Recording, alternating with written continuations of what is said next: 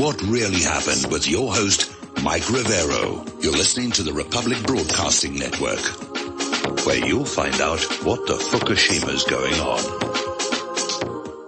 And aloha, America. Welcome to our show today. It is Tuesday, December 27th, 2016, getting into the week here. Had Boxing Day off yesterday. I hope you all had a great Christmas. I hope you're all having a happy Hanukkah. And we just lost our connection to RBN. I haven't had this much fun since, okay, and try again. Okay. Okay, okay, I don't know what's going on here.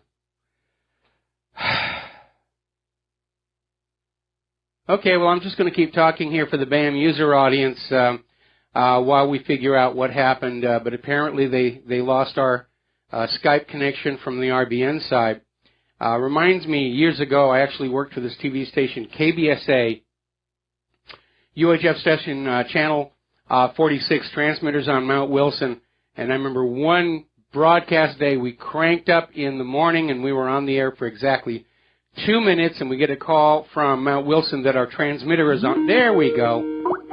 Our transmitter's on fire. Okay, so we're back here on the air. There we go. All right, so it's Tuesday, December 27th, 2016, and we've got a lot of stuff to talk about today. Mike is in our control room, twiddling the dials, keeping us out of trouble, ready to answer the phones when you call on in. And let me just get on down here. So we've got... there we are. Okay, now, a lot of things going on here today. Right now, Obama and Japan's Prime Minister Abe are down here at the bottom of the hill at the Arizona Memorial. This is apparently the first official visit by a Japanese head of state since the end of World War II, so they're down there making nice. They actually closed down most of that whole Pearl Harbor, Ford Island area, the Missouri, the Beaufort, and so forth. But you can see them from up here with a telescope. So they're down there doing that, and then Abe's going to go home, and Obama's going to complete his vacation. Let's go to a phone call. Dustin in New Jersey. Aloha. Welcome to the show. What's on your mind? Mike, before I want to say anything, I want to say rest in peace, John, and condolences to his family. Yeah, absolutely. There was a huge outpouring of condolence emails. I didn't forward them all to the family because there were so many. I only forwarded one or two select ones, including from the gentleman who did the little homage to John, which is on the main page of WhatReallyHappened.com. Mike, with this plane crash in Russia, I don't believe in coincidences. I think there is you can tell, an orchestrated attack against Russia. Now, I know the plane landed in Sochi, but what's the chances of somebody putting something in the fuel? Oh, I mean, it's just too much of a coincidence, all these different events in this time period. You know what I mean? Well, I understand that, but if somebody was trying to score points against Russia, this one is a PR disaster because they killed quite a few of the members of Russia's Army Choir, which is a world-class, or was a world-class choir that won all kinds of international acclaim, and everybody is now feeling very sorry and sympathetic for Russia on this. It could be. I mean, we know that the war party in the United States is desperate to start a shooting war with Russia or China before Trump can take office next month because Trump has already indicated wants to go back to being friends with Putin. Putin is saying he's on board with that. Same thing with China. And so they're really desperate to get these wars going, especially as it becomes more and more obvious they've lost in Syria. And it's already being described as the biggest military setback for the United States in 15 years. Personally, I think it's the biggest defeat since all the way back in Vietnam. And they're trying to get this agenda back on track to force the U.S. economic domination back onto the world. And then switching, like you said, to Japan, Abe is just another puppet, and so is the mayor of Okinawa, who rescinded that where they would give back the land, the 10,000 acres? They were trying. It was a question of the U.S. base in Okinawa wants to relocate to where they're going to have more land for longer runways, and Okinawa was resisting that. And then all of a sudden, I guess somebody made a phone call or somebody left a dead horse's head in his bed. But all of a sudden, that is now no longer operant, and so yeah, he got his chain pulled on that one. Yeah, it's just you see how people realize either you get paid off or you get blackmailed. That's the two. Or threatened. You know, yeah. Plata y plomo. The empire of the West. Yeah, it's the empire of the West, Mike. Yeah, we basically become Rome, Soviet Union, British Empire. That bad. And it's always worth remembering that all of those empires have since collapsed. Rome is gone. The Soviet Union's gone. Britain is just a thin shell of its former glory, and that's where the United States is headed as well, into the dustbin of history. We're going to take a moment here to do a shout-out to our on-air affiliates who are just rejoining our network. We're back here from our Christmas vacation, taking phone calls and talking about the news. And I just want to tell Mike, I hope you had a good Christmas, and I hope you have a very good New Year. Well, thank you very much. We had a really good Christmas. Claire's choir did a phenomenal job at the Christmas Eve services. Unfortunately, everybody in the congregation was sick and coughing and sneezing, and now the pastor's down with it, and I'm under the weather myself today, but we're pulling through. But the choir just did an amazing job, and it looks like it's going to be a raucous New Year. We're hearing people play with their illegal fireworks all the time, and so it's going to be an interesting time. Let's switch over to Bob in Las Vegas. Aloha, Bob. Welcome to the show. What's on your mind? Mike, aloha, Mike. I hope your Christmas went well. I hope Santa was good to you. Yeah, more or less. I mean, wasn't particularly generous, but it's not been a generous year. Okay, well, Claire did much better than I did. That's great. I'd like to agree with Dustin from my home state of New Jersey that I believe the timing is very suspicious of this Tu-154 crash. You look at what happened to France when Hollande started making friendly gestures towards Russia. In fact, he stopped in Russia on his way back from Kazakhstan. This was before all those terror attacks in France, and then those attacks occurred. So I think and even the Saker. Vineyard of the Saker, this man's a security expert. He says, too, he believes terrorism from one of these security services, Western security services, is probably the most logical explanation. So we'll see. Well, there's a video circulating around the net purporting to show the explosion of the aircraft in midair, and there's a report now that the aircraft had gone off course before it vanished from radar. In fact, it had almost completely turned around. Still waiting for confirmation on that one. But again, we know the U.S. is trying to provoke Russia into doing something, and the rest of it could just be spoiled brat behavior. It could be Hillary Clinton, upset because she thinks Putin is responsible for her loss of the White House, and we know how many airplanes fell out of the sky surrounding the Clintons over the years, including Ron Brown. I just don't know how these people, if they were behind this, it just speaks to their power. How could they pull this off? It happened I don't know if it was a military airport. It stopped in Sochi Airport. It originated at a military airport outside of Moscow. So the Sochi airport, it might have been easier to infiltrate and to get through their security. But this is the case. These people are crazy. They're still at it in Syria. They haven't given up. Even Russia, the foreign ministry announced today that the weapons are continuing to flow to the quote unquote moderates, and they will inevitably end up in the hands of the jihadists, of the extremists. Of course. So they haven't given up, Mike. They haven't given up on this Syria gambit. Yes, hopefully when Trump comes in, he'll stop these weapons, the weapons flow. But they're going to continue. They're going to send as many weapons to Syria. They're going to bring in as many refugees into this country until the last day, until January 20th when Trump is sworn in. Yeah, we knew this was going to be a rough month. There's no question about it. and everybody's trying to preserve and promote their agenda before Trump can yank the plug on it. And we have that ludicrous image of Barack Obama, who has used more executive orders than any other president in U.S. history, demanding Donald Trump refrain from using executive orders. Because he doesn't want Trump undoing all of Obama's executive orders, which a president can do. Of course not. Of course not. Mike, I don't know if you heard about that professor or associate professor, what he tweeted from Drexel University about white genocide. That was his Christmas wish. Yes. Yeah, I mean, this is how crazy this country's become, where a university professor or associate professor can feel comfortable to openly tweet, openly state that he wants to see white people be the victims of genocide. So I made a point. I called the university. We had some family and some friends who went there. And unfortunately, because of the holiday, I couldn't reach anybody. But I sent an email. I posted something on their Facebook page. The people, especially the white people out there, like me, who are very offended, or anybody, any civilized person, needs to let these people know, because these liberals, these haters, they hate us white people, but they love our money.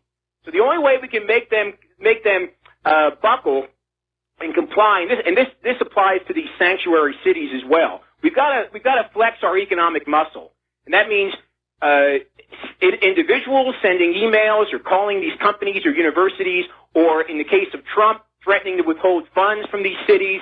Then they'll comply. If you use the economic weapon, they'll comply. Well, the good news is apparently a lot of people did complain to Drexel, and the school administration has chastised this individual to the point where he's clarified that what he meant to say was that the white genocide that took place in Haiti, that he thought that was a good thing. But again, look at the hypocrisy. If somebody tweeted out in favor of a black genocide, how would the corporate media result? If they tweeted out genocide of the Hispanics, how would the corporate media respond? If they tweeted out genocide of the Jews, you know everybody would go ballistic. But for some reason, you can talk about genocide of the whites, and everybody's saying, yeah, I'm on board with that. That's cool. Let's do that. And you need to remember, you don't cure racism by being racist in reverse. It just doesn't work. And yeah, right now the white population is being targeted by the liberals, because we represent all the things they want to be and can't be, and we're actually an artifact of that whole victimhood culture, because liberals get their support base by going on out to women, Hispanics, blacks, gays, whatever, and saying, you would be rich and successful if it wasn't for those white straight males. And if you vote for me and give me your money, I will reverse things. I mean, Hillary Clinton campaigned on that this entire year. And so now we have a generation of blacks and Hispanics and women and gays who are absolutely convinced that they would be at the top of the ladder of success if it wasn't for the white males. And we're seeing this racist attitude start to build. And again, Hitler did exactly the same thing in Germany, only in his case it was the Jews. Like they were doing it with the Muslims here in the U.S. You set up a scapegoat group, a target, and you blame all the problems on them to build your political support. And right now, it's white people. And, you know, it's racism in reverse, but it's still racism. Well, chastisement is not enough with respect to this professor. I let it be known to them, and I'm going to call them again next week and say, unless this piece of garbage is forthwith terminated, they will never see another penny from me, other members of my family, and I will let's put the word out to those who haven't heard of this story, never to give Drexel University another penny. Yeah, that's absolutely the way to do that right now. They'll change their tune. They'll change their tune after that. Yeah, I mean, again, it was absolutely horrendous for this guy to put that out there. And again, put it in a different context. What if he'd called for black genocide or a genocide against the gays? How would the corporate media have responded? And why isn't the corporate media responding when he talks about white genocide? Yeah. He already would have been fired if he referenced another group. Absolutely. He would have been gone, loss of tenure, everything. But, you know, apparently it's open season on the white people. Right, open season on the white people, exactly. All right, well, thank you, Mike. Thanks a lot. All right, thanks an awful lot. We're going to switch to Ted somewhere in the Midwest. Aloha, welcome to the show. What's on your mind? Hey, good afternoon, Michael. How are you today? I'm doing great. Hey, I wanted to call in. I was fairly close acquaintances with John from Barbados, and I just wanted to say that we all miss him, and I know for a fact, Michael, that he absolutely adored you and your broadcast. But I was on a Skype call last night with a few close friends of his, and we were talking, and we wanted to put out a message to all the friends of John around the world. We don't necessarily know how many there were, but we're doing a memorial broadcast for him in the near future. And if your friends have any stories you'd like to share, we most certainly like to befriend you and have you participate in the memorial show. My email is astrangerin-my-own-land@yahoo.com. Okay, a stranger. Hang on, a stranger in my own land at yahoo.com. Correct. Okay. Or if Skype is easier for you, it's Eddie Money 2, the number 2 at the end. Okay, and when are you planning this broadcast? Well, once we gather and accumulate all the audio clips that we have of him, we're thinking about in the next week. Okay. So we want to do it really soon, and we'd love to have all the friends of John around the world befriend us and join us for one last send-off. Okay, well, when you say befriend us, that implies you've got like a Facebook or a Scene Life page? That I do. You can catch me at Ted Midward on Scene Life, Facebook, and Twitter. And myself and a few other Skype friends who had Skype calls with John a couple times a week, a couple times a month, we're going to be gathering up everything we can, archiving it on YouTube. I want to give a shout-out to Freedom MV1 on YouTube. He's already gone through for the month of December, Mike, and archived all the clips with John's call-ins thus far. So we appreciate that. And it's very simple. We just want to make sure that the world has not heard the last of John. So. All right. Well, thank you very much for that. I know others are also doing these memoriam broadcasts. There's one on the front page of What Really Happened. And, yeah, I'm already missing him. The suddenness of his passing, which was a bit of a shock. And we are all going to miss him. So one more time, give everybody your Scene Life address so they know where to connect with you and find out more.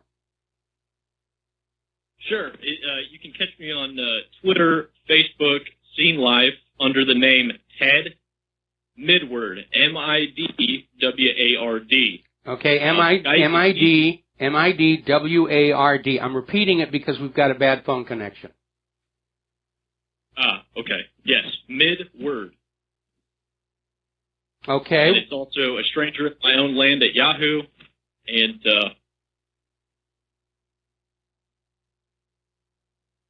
okay, are you still there? Yes. Okay. All right. So we're done here. Thank you very much for the information, and I hope a lot of people are going to make a point of going on over there so that we remember John and how important he was. And by the way, to judge by the volume of mail I got over here, he really did have quite a huge following around the globe. All right, so Ted, we're going to let you go. Good luck with your broadcasting program, and drop me an email when there's actually a schedule for this to happen, and I'll be sure and do an on-air shout-out, okay?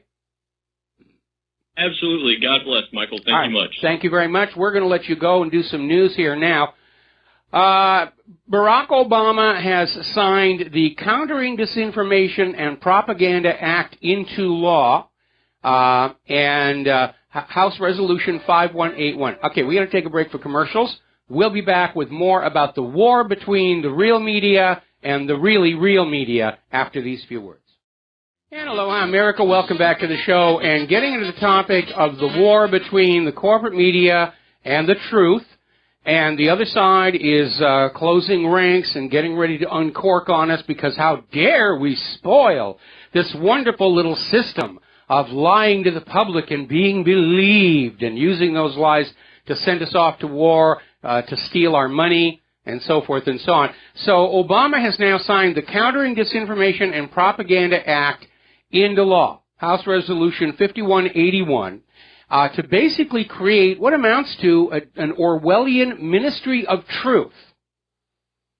And it's phrased as countering foreign disinformation and manipulation, but we already know from the Washington Post that anybody in this country who links to Russia today is considered an arm of Russian propaganda. Now, at some point, there's going to be a fight on this all the way to the Supreme Court, and we're all going to have to chip in for the legal fees. Because this is a First Amendment issue. Freedom of speech. And if the corporate media can rely on the First Amendment to protect themselves when they lie, then that same First Amendment protects the independent media when we tell the truth. And that's really what it's all about. They may call themselves the real media and us the fake media, but what it is the American people fighting against U.S. government propaganda, not Russian propaganda. And there's going to be a test case that's going to go all the way to the Supreme Court here.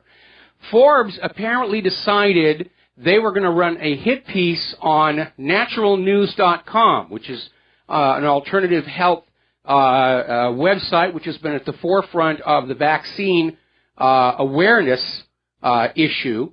And I just found out from some people that articles that I post about research papers showing there is a link between vaccines and autism are now being blocked by Facebook, which is why I'm over on Seeing Life now, and I urge you all to just cancel your Facebook memberships and go over to Seeing Life, because if Facebook, and for that matter Google, want to act like the filtered corporate media, then we should give them the audience of the filtered corporate media. And by the way, CNN just set an all-time record low on ratings. More people are watching the Gardening Channel and Cartoon Network than are watching CNN. And why it's made a mandatory part of our cable package, I don't know. I could live without it. I absolutely could live without it. Now, Donald Trump is at odds with NBC because he posted a comment about the U.S. nuclear program, and this was Donald Trump's original tweet. The United States must greatly strengthen and expand its nuclear capability until such time as the world comes to its senses regarding nukes. When NBC reported on this tweet, they left off that tail part. And they just said, Donald Trump says the United States must greatly strengthen and expand its nuclear capability. And Donald Trump has gone public chastising them for this edit, which clearly changes the meaning of what he was saying. The corporate media has not learned their lesson from the debacle of 2016. But again, as I mentioned before, they're trapped by their business model. They make their money lying to you. That's why they get those fat paychecks. Nobody has to pay somebody huge amounts of money to tell you the truth. You can have the truth for free. You can find the truth for yourself if you want to do the work. Those people in the corporate media are paid huge amounts of money to be very convincing liars, like Brian Williams, who even though he was caught lying, is still paid huge amounts of money to go on TV and lie to you again. The corporate media cannot change its business model without going out of business. And that's the corner they find themselves in, and it's a corner of their own making. Now, already people are starting to fight back against all this censorship. People are getting off of Facebook, they're dropping Google, they're going over to Yandex and Seeing Life and all these other new startup social media companies that are promising no censorship. Because if Google and Facebook want to behave just like the filtered corporate media, they're going to wind up with exactly the same audience. Virtually none. All right, we got to take a break for more commercials. We'll be right back.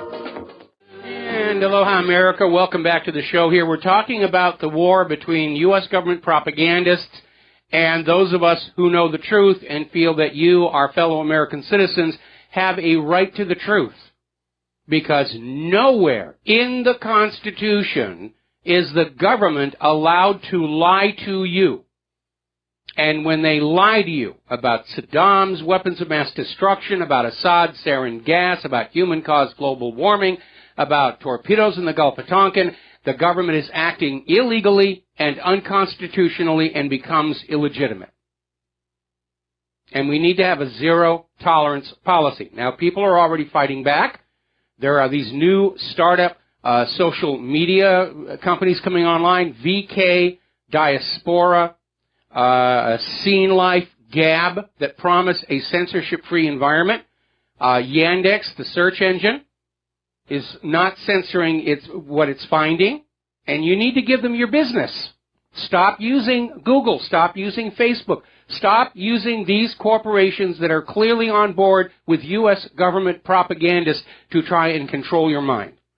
Now, other people are already looking to find ways to get around all the little great wall of silicon or the silicon curtain that is going on up. Open Whisper Systems, which created and maintains Signal, a communications app, has added a feature that allows it to sidestep censorship in Egypt and the United Arab Emirates by routing its packets through other servers, sort of a miniature version of Tor.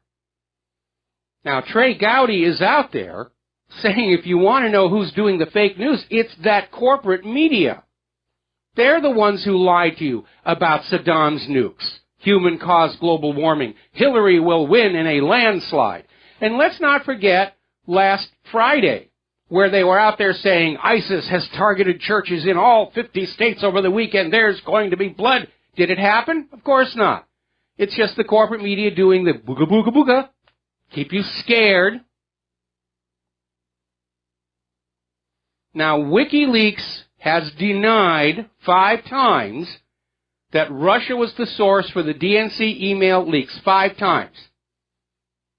At one point implied it was Seth Rich, but all 5 times has said it's an internal leak. The former ambassador to Great Britain, who was in on the handing off of this information, is saying it's an inside leak. The corporate media still refuses to report it. The corporate media is still out there saying Russia, Russia, Russia, Russia, Russia, Russia, and they have the nerve to say that we're the fake news.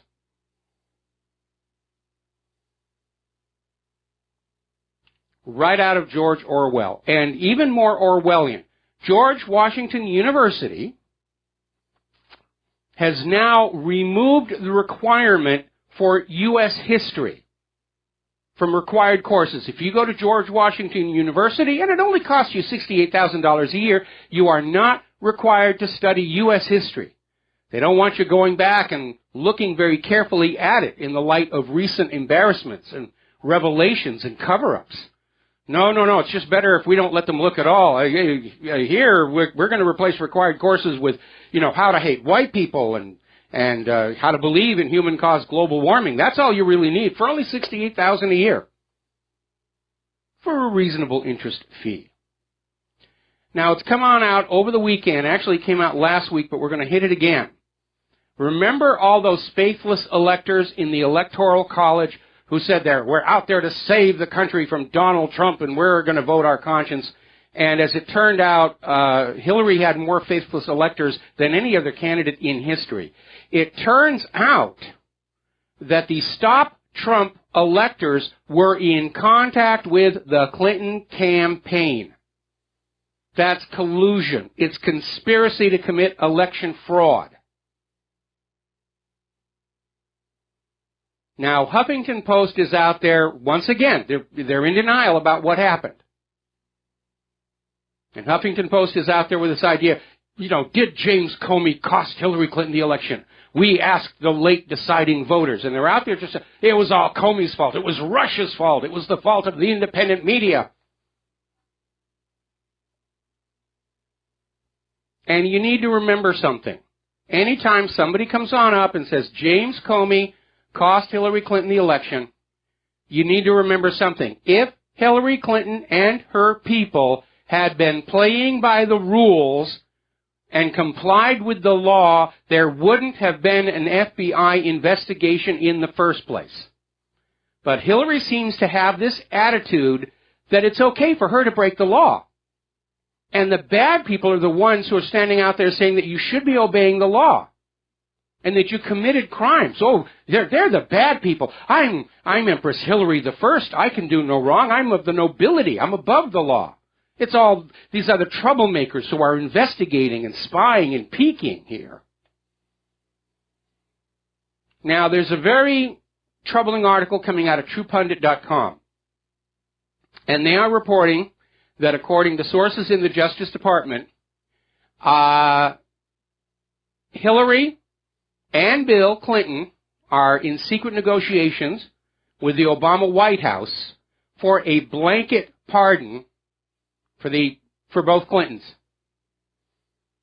Now, Hillary has not been formally charged with a crime. Technically, under the law, you have to be convicted of a crime before you can apply for or receive a pardon. That's not going to stop them. They're going to go on back to Gerald Ford's preemptive pardoning of Richard Nixon for Watergate, because they did not want the real secrets behind Watergate to be made public. It would bring the entire government down, and the same thing applies here to the king and queen of CIA cocaine. But if they come out with this little pardon, and they're not going to be able to keep it secret, it's going to be made public the first time Trey Gowdy or Jeff Sessions comes on out and says, we're going to file charges. They're going to say, well, no, Hillary's got a blanket pardon. And that right there is an admission she committed crimes. A pardon is a confession that major crimes were committed. And they don't think you should know what was being done by your, in theory, elected leaders with your money and the lives of your children. Now, Obama is out there trying to polish his legacy. And he's frankly saying some really bizarre things just in the hope that that's what everybody will write down in the history books. Oh, yes, in his closing days, Obama said that he walked on water, and that will be what goes in the history book. Josh Earnest is out there belaboring this idea to the press corps, who will write the history books, that they haven't acknowledged Obama as being the most transparent president in history. Really? Most transparent president? Remember how hard it was to dig out what was going on behind the scenes in Obamacare? We still don't know exactly what was going on with the consulate in Benghazi. They're still trying to keep the lid on the arming of these terrorists over in Syria. Most transparent? Is this guy on drugs? And if so, why isn't he sharing them? Now, as I mentioned before, things in Syria are not going very well for the United States government. Article coming out of offguardian.org. The liberation of Aleppo is the most serious setback for the U.S. in 15 years. And they're mentioning that in the context of this ongoing program of wars of aggression to take over all of the resource-rich areas in the Middle East to shackle them to the U.S. dollar. And that's been going on for 15 years. But I think in a wider scope, Syria is the United States' biggest military defeat since Vietnam. And it's hard to know what's going on over there, except that Obama is continuing to spend your tax money to shower weapons all over these terrorists in Syria, including man-pad missiles. Now, cleaning up Aleppo, the Syrian government and the Russian Ministry of Defense are uncovering mass graves containing civilians who have been subjected to brutal torture.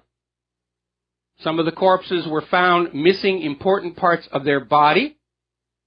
Most had been executed with a gunshot to the head. These are war crimes being carried out by the people supported and armed by the Obama administration. Most transparent president in history. My astrolabe. All right, let's take a phone call here. Alex in Florida, aloha. Welcome to the show. What's on your mind? Not much, Michael. I don't believe Obama's ratings right now. They say he has like a 55% approval rating. I think that's fake news. No kidding. No kidding. And then he comes on out and says, you know, if I could have run for a third term, I would have won. And everybody's laughing at him for that. Yeah, the more and more I look at it, I don't think he won the last election. That's entirely possible. It's hard to point to any election in recent memory and be able to say with a certainty that this was an honest, fair, and accurate election. It's an epidemic problem. It goes all the way back to Bill Clinton's term in office. There was a book written by the Collier brothers, the people who invented the Hawaiian Tropic Can line of products, and after they made their money, they got into politics and they saw what it was really like, and they wrote a book called Vote Scam, which is still available online. And it was going on all the way back then. Janet Reno was up to her neck in the election theft. And that's why I'm saying once Trump is in the White House and we have a sympathetic president on the issue of honest elections, the next 2 years are going to be about demanding a complete top-down overhaul of our entire election system so that we, the people, know it's honest, fair, and accurate. And that means no more electronic counting machines, no more tabulation centers. We're going to crowdsource the counting. We're going to have voter ID laws. We're going to have little jars of blue dye to dip your finger in so that people know you voted once. I've laid it all out in an article, how this can be done. And I'm not saying it's 100% foolproof, but it's going to make election fraud very hard to carry out and almost impossible to conceal, as opposed to our current system, which is designed to facilitate election fraud and conceal it from the American people. That's right. It's like Carlin said, like George Carlin says, it's an illusion that they give us, so we think that our voice or our vote count. That's exactly right. We live in the world of illusion. But again, the good news was all the election fraud in the world cannot reverse a landslide, and that's why Brexit won. That's why Donald Trump is the next president of the United States of America. Sure is good times. Now, you think that Obama will pardon Clinton and some of the officials of their campaign and the FBI and well, if he wants that on his legacy, because he's not going to keep it secret, you know, we'll make a big deal of it out here in the independent media. Obama complicit with the crimes of the Clintons. He gave them a pardon to cover it all up, and that will be his taint going forward.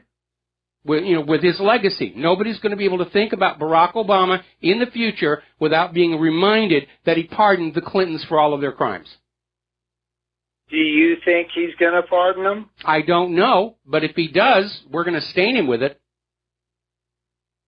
But if he doesn't, I would think that, like Trey Gowdy may bring up charges against the Clintons. I think that Trey Gowdy should bring charges against the Clintons. We cannot tolerate a political class that sees themselves as above the law. We need to make an example of the Clintons as a deterrent to future generations of politicians. We need to send a message to everybody out in this country who's aspiring to a political life that this kind of behavior will not be tolerated by the American people. No CIA drug running, no money laundering, no dead bodies in suburban Washington, D.C. parks, no small airplanes falling out of the sky, no unbridled corruption masquerading as a charitable foundation. We need to set an example for future generations. If we don't, this country is going to truly be lost. Yes, I believe that. I saw an interview with Noam Chomsky on YouTube the other day, where he was basically saying the FBI and the CIA are just departments of the executive branch that cover up their crimes and their misdeeds. Well, and certainly the FBI, technically the CIA is supposed to be external and the FBI is supposed to be internal. I know that they blur the lines a lot, but that was my experience 22 years ago. When I stumbled accidentally, I wasn't looking for this thing. I didn't get up one morning and say, I think I'm going to self-destruct my promising film career by getting involved in the murder of a Washington, D.C. lawyer. But when I accidentally stumbled on the evidence that Vincent Foster had been murdered and there was a cover-up going on, the FBI destroyed my career just as thoroughly as they did Gene Seberg back in the 1960s, all part of Operation COINTELPRO. So, yeah, that's what the FBI is really like. The cover-ups, getting rid of the dead bodies. They're not the swell bunch of Joes that TV shows and movies like to show you. In fact, the FBI has a very long history of keeping a close watch on film and TV productions so that they're always presented in a very positive light. J. Edgar Hoover would literally go out to Hollywood and stand on the sound stages of movies about the FBI and tell the director how to direct the movie. That's how manic he was about this. Well, I'll tell you what, if Obama does not pardon the Clintons, then there's going to be a big issue with Trump supporters that he better do something to prosecute them. Absolutely. I know I'm going to be very upset if they don't proceed with prosecutions. I'm going to be very upset. All I'm asking for is one felony conviction, okay? Because one felony conviction of Hillary Clinton, and she will not be able to run again in 2020. Yeah, I think Hillary Clinton's going to be dead before 2020 gets here, but you never know. They may prop her up. Well, remember, only the good die young. You got that right. Only old grass never dies. It never does. It's the weeds. They never die away. Yeah. The freaking will take over. So we need to definitely stay on it and hope that we can do something. And I will tell you, if there's one thing that has been brought to the light, which was kind of shocking to me, is that the Democratic Party is very war-mongering, war-prone. I mean, they're just like the Bushes. Well, they're all looking at this idea that unless the U.S. can reassert hegemonic domination over the world's economy, the U.S. economy is going to collapse. There's nothing left to hold it up. No manufacturing. Nobody wants our GMO. Got to let you go. Take a break for commercials. Back with more phone calls after these few words. Aloha, America. Welcome back to the show here. And before we go back to the phones, I'm going to fit some news in here. Russia has responded to Obama's easing of restrictions on weapons being sent to the U.S.-backed terrorists in Syria, which includes deliveries of shoulder-fired anti-aircraft missiles, which are a direct threat to Syrian and Russian aircraft. And according to Foreign Ministry spokeswoman Maria Zakharova, basically this is being seen by Moscow as a hostile act. Remember what I said before. The war hawks want to find some way to provoke Russia. And so I think we're going to see attempts to shoot down Russian aircraft. Now, what Putin will probably do, because he's smart, is he'll tell everybody in Russia, just stop where you are and wait until January 20th, not even give them an opportunity to shoot the plane down here.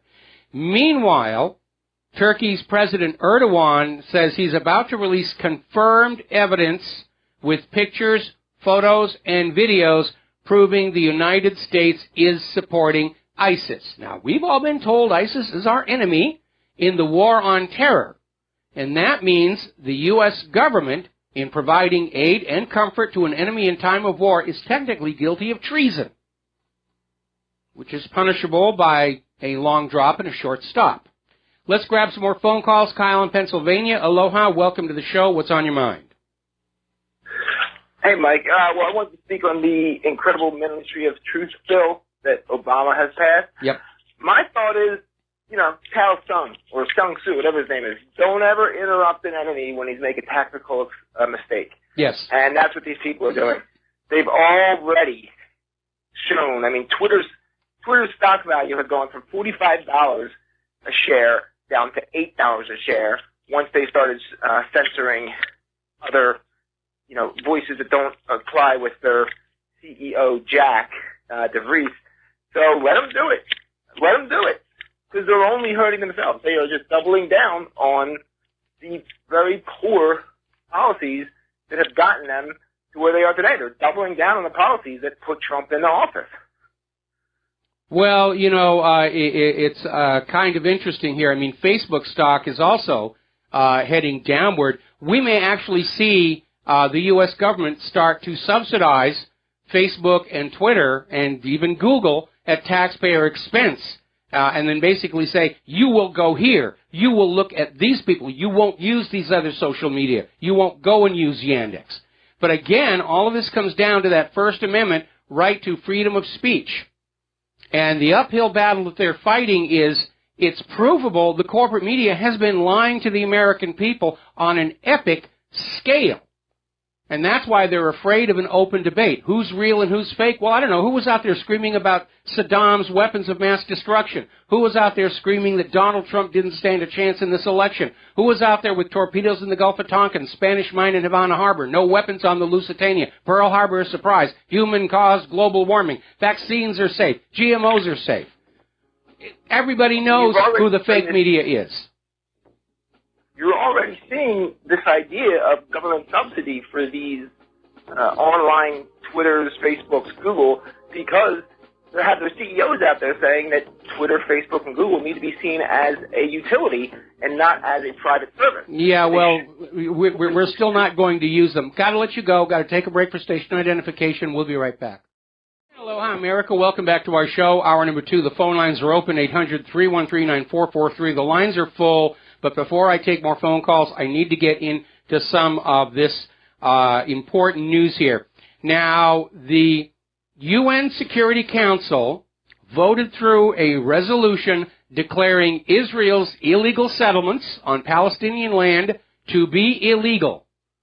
The United States abstained from the vote, but did not exercise their veto, and so the resolution passed. And looking at the video from the Security Council, the entire room erupted into applause and cheering. And you didn't see that on America's corporate media, did you? Well, Netanyahu is throwing a tantrum. He's summoning the ambassadors from all the countries that voted in favor of the resolution. He's summoned the U.S. ambassador saying, "You're supposed to veto it. You work for us. I'm in control here." And just behaving like a bunch of spoiled brats out there. Over at the Simon Wiesenthal Center, they just issued their list, the annual list of the top 10 anti-Semitic, anti-Israel cases, and number 1 was this Security Council resolution. So now, according to Israel, not allowing Israel to commit illegal actions is now Jew hatred and anti-Semitism. We're supposed to steal the Palestinians' land, and you're an anti-Semite for saying it's wrong to do that. It is wrong to do that. Israel's saying they're going to slash funds going to the UN for various programs they're involved with. Netanyahu is saying we're going to rethink our relationship with the United Nations. Go ahead, Bibi, quit. They should have kicked you out a long time ago. Now, there's a big conference coming up in Paris that is an attempt to restart negotiations towards a two-state solution. And, of course, the reason the Security Council passed this resolution was because Israel's citing of the illegal settlements was designed to break up Palestine so that no contiguous chunk remains around which a Palestinian state could be formed. You know, you can't, this can't be part of Palestine. All these Israeli settlers are here. They're not supposed to be there. Yeah, but they're there now. So you just have to go. Or you're an anti-Semite and you want Hitler to come back and gas the Jewish babies in the oven. Israel's talking about suspending working ties with every country that voted for the UN resolution. And here's where it gets just a little bit weird. Story out of endoftheamericandream.com, where Israel is out there reminding the United States that every time the U.S. does not do what Israel tells it to do, God smites our country. And to give you just one example, the last time the U.S. government refused to veto an anti-Israel resolution at the Security Council in 1979, and just weeks later, 3 Mile Island melted down. So if you don't do what Israel says, bad things will happen to your country. Israel's gone as far as to accuse Barack Obama of orchestrating the anti-settlement resolution, even though it was started by 4 other countries. And according to a story Gilad Altman just sent on over, actually it was Britain was pulling the strings on this. I think everybody has just had Israel up to here. And Democratic Representative Jim McDermott is saying Israel is effectively waging war against the U.S. government. And they're trying to find some way that they can arm twist Donald Trump into doing what Israel wants. And I'll tell you right now, I've never met Donald Trump, but my read of him is he's not going to react the way Israel thinks he's going to react. And that's been a hallmark throughout the entire Trump campaign. when they've tried to goad him, when they've tried to maneuver him, when they've tried to bully him. He takes a quick left turn and he wins the audience all over again. I don't think Trump is going to react the way Israel thinks he will. I think once Trump face-to-face sees how Israel's behaving, his ardor for Israel is going to cool tremendously. Now, one of the reasons Netanyahu is screaming and crying is because he's on the verge of a criminal probe for bribery, money laundering, and corruption. So he's looking at possible loss of office. All right, let's go back and grab some phone calls. Steve in Oregon. Aloha, Steve. Welcome to the show. What's on your mind? Okay.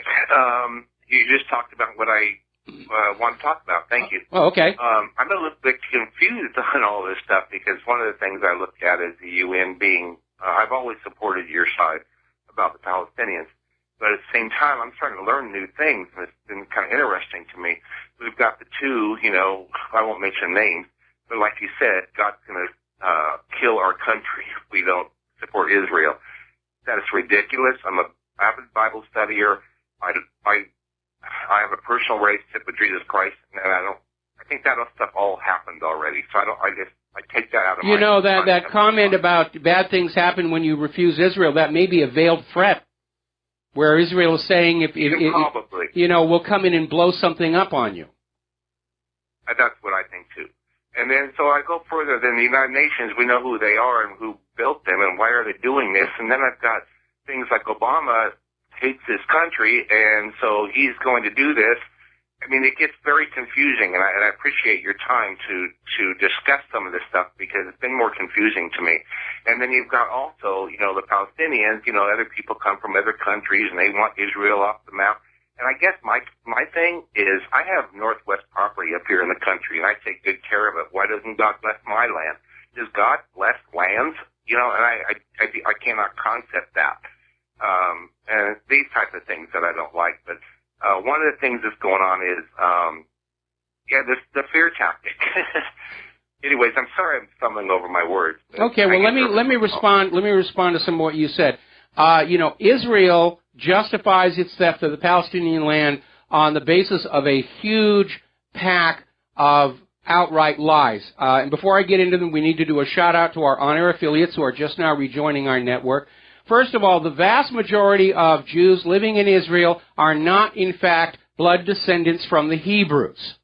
The 100% agree. Go ahead. Yeah, the Ashkenazi are actually descended from Central Asian Khazars who converted to Judaism in about 800 A.D., and then when Khazaria fell, they migrated northward into Russia and westward into Europe. That's where the Ashkenazi Jews come from.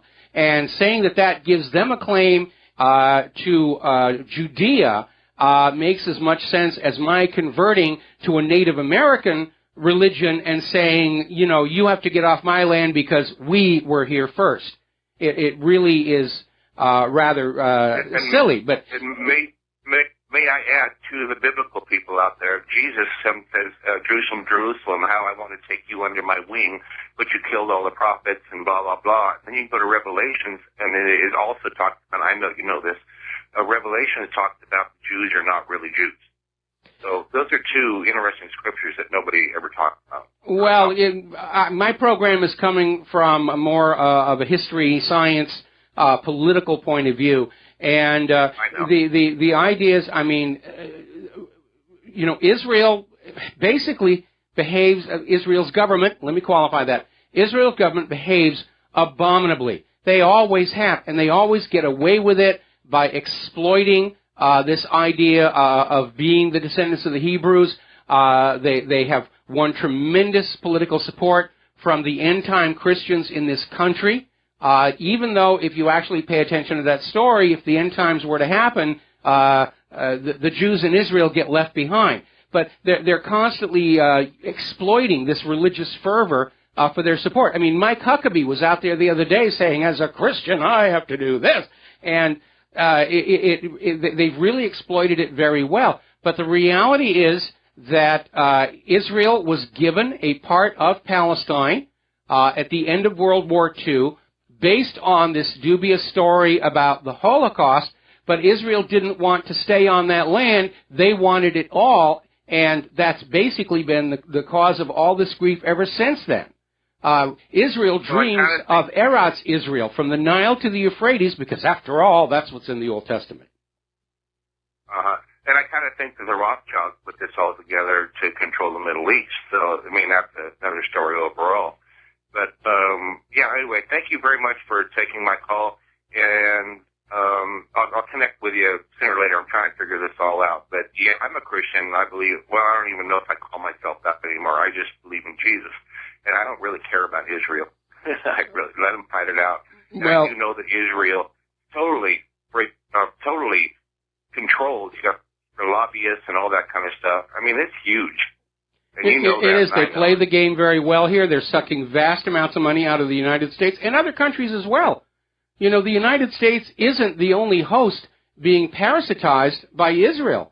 They have incredible amounts of wealth coming in, and then they kick it on back to keep bribing the government to keep this little scam going again. It's a giant kickback scheme. Anyway, Steve, going to let you go here. Wait, do you think, one last thing, do you think that, you know, they're blaming the Saudi Arabia on 9/11 and a little bit, but I think the United States, the West, Israel was all part of it too. Do you believe that too? Oh, absolutely. Saudi Arabia is just the latest attempt to divert blame from Israel. I mean, Saudi Arabia didn't have a motive. That's the part that's missing. Saudi Arabia has got tremendous amounts of money invested in the United States.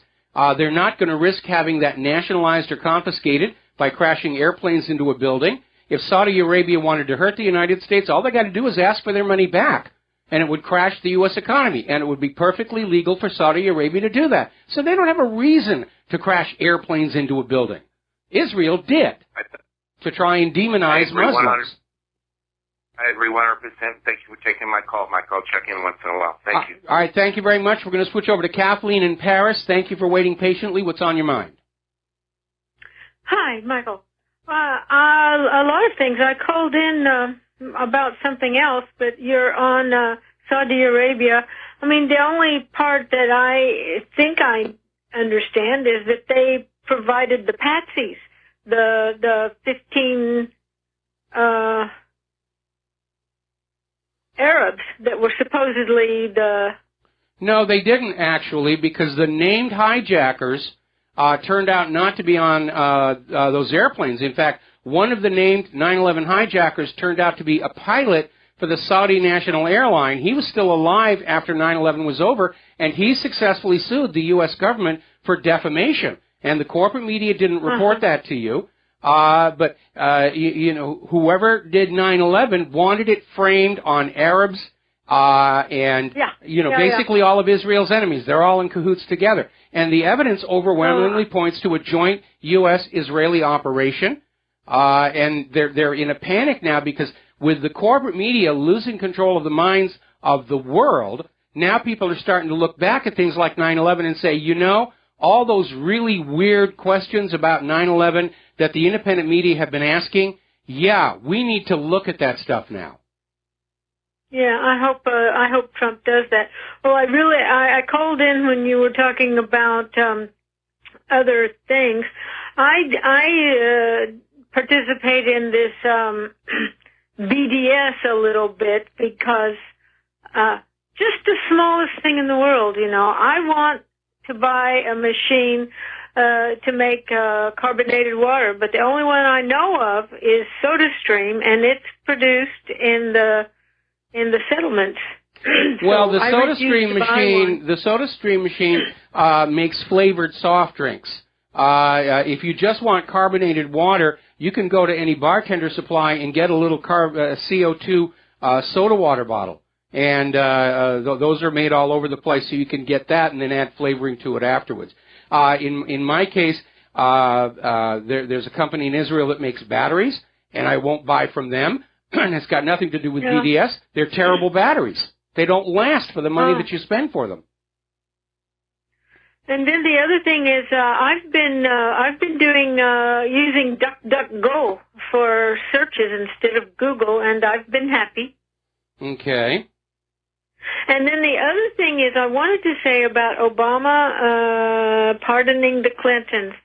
I tend to think, I don't know what you think, but I tend to think that he will pardon them mainly because he's so implicated and it's in no other way except complicit. That if they're tried, he'll be tried too. Could very well be, but like I said, if he goes ahead and he issues a pardon for the Clintons, it's tantamount to a confession that major crimes have been committed, and because Obama is not in control of future history anymore, this pardon will follow him as part of his legacy. But when Hillary was defending herself about the server, she did this thing, shot across the bow, so to speak, and saying everybody knew, and then we find out that yes, everybody, including Obama, was corresponding with her on the server, so of course they knew. Well, it gets even worse than that. There's an anonymous FBI source who's been pointing out that, to nobody's surprise, the Clinton Foundation is a slush fund. The IRS is currently investigating them as to whether they qualify as a 501c3. They don't, because a 501c3 has to spend 51% of its money on charitable work. The Clinton Foundation has spent something like 8 or 9%. And when the IRS rules the Clinton Foundation is not tax exempt, that tax bill is going to turn the Clintons into poor people, and I can't think of a more fitting punishment for money junkies. But this FBI source is saying everybody in high positions in Washington, D.C. was dipping into this. The reason Obama might go ahead with this pardon is because, like Watergate, if the true scale of what was going on were made known to the public, it would instantly delegitimize the entire government. Nobody would want to have anything to do with Washington, D.C. ever again, except for the museums. Those are cool. Yeah, so I tend to think that that's the way they'll go. He'll pardon them, and we'll make sure that he carries that stain with him into the history books. Mm-hmm. And then we all have to just swallow hard and try to go on. Well, there's a little wrinkle there, because Obama can only pardon the crimes that he's aware of, which means if other crimes surface, the pardon wouldn't apply. The Constitution does not allow the president to give anybody in this country a carte blanche, saying whatever they do is okay, they're above the law. That's not in the Constitution. Okay. Okay? Huh. Okay. All right, well, thank you very much. Thank you, Michael. We're going to switch over to Peter in Los Angeles. Aloha. Welcome to the show. What's on your mind? Hey, Michael. I agree with that lady, by the way, that she will get pardoned. Hillary will get pardoned, and it's because that Obama is deeply implicated in all this. He appointed her. He knew what she was. He knew all about her, and that was his big appointment. But at any rate, every time he got an email that did not say .gov on it, he knew what she was doing. Well, it's even worse. It's even worse than that, because all of this stuff that was going on with terrorists in Syria, Benghazi, and everything, Hillary did not do any of that on her own authority. So Obama is up to his neck in what happened at the Benghazi consulate. We already know that he lied about the email server. Remember when he got up there and he said, I just found out about it from the TV news, the same as you. We found out that was a lie. Yeah, Obama may just feel he's got to issue the pardon. The question is, do we, the American people, accept a blanket pardon as legitimate? It certainly is not in compliance with the law, because under the law, you must first be convicted of a crime in a court of law, then you can apply for a pardon and be granted one. And unfortunately, Gerald Ford's blanket pardon of Richard Nixon and the Watergate conspirators was actually illegal and unconstitutional, but everybody did a nudge-nudge, wink-wink, and went along with it because they knew that what was underneath that blanket pardon could bring the entire government down. To add one more thing to that, Obama was communicating with her on that under an assumed name years before he admitted to the press that, he said he found out when the press on it. But that's not what I'm calling about, Michael. I'm calling about the article you had about the NSA and the Cyber Warfare Command. that you ran, and I know I've said this before. This is not simply Hillary that's attacking your servers, that's attacking all the independent medias in every way, from disinformation to everything else. This is the U.S. military and intelligence. Well, it's also Israel. It's also Israel. Israel's attacking my site, especially now in the aftermath of this Security Council resolution. Anyway, Peter, got to let you go. Got to take a break for commercials. We'll be right back. And aloha, America. Welcome back to our show here. And we're going to go ahead and take 3 more phone calls, and we're going to do some news here for a bit. Ken in Fort Worth, aloha. Welcome to the show. What's on your mind? Howdy, hey. Yeah, howdy. Hey, 2 items. Item number 1, Taco Bell's using a hooked X. And number 2, the F-35 was downtown Fort Worth by the Kennedy Memorial. They put it in 4 trailers. They're going to haul it to the Rose Bowl game. Really? They're not going to fly it to the Rose Bowl? No. That thing's a composite, some kind of composite material. Probably the real ones, parts, breaks off like a cracker. Who knows, Okay, well, so anyway, this is just a mock-up they're going to have on display on one of the floats. Okay, I understand how that works. 4 trailers hauling it's going to be at the Rose Bowl this weekend if people want to go see it. Okay. That's it. All right, thanks an awful lot. We're going to switch over to James in Texas. Aloha, James. Welcome to the show. What's on your mind? Hey, Mike. How you doing? Doing good. I wanted to talk about, how you said that Donald Trump might, go against Israel.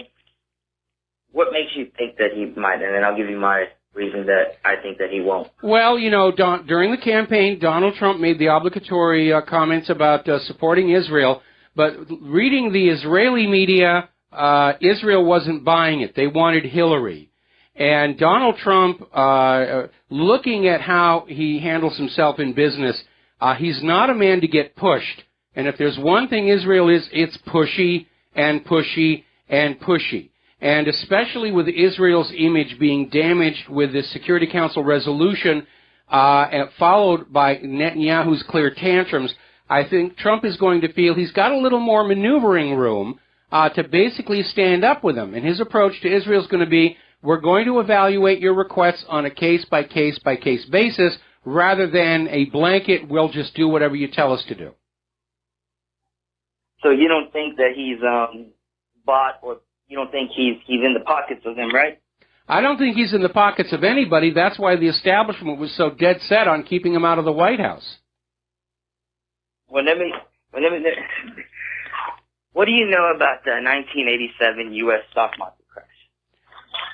The 87 stock market crash, that's going back a ways. And I read...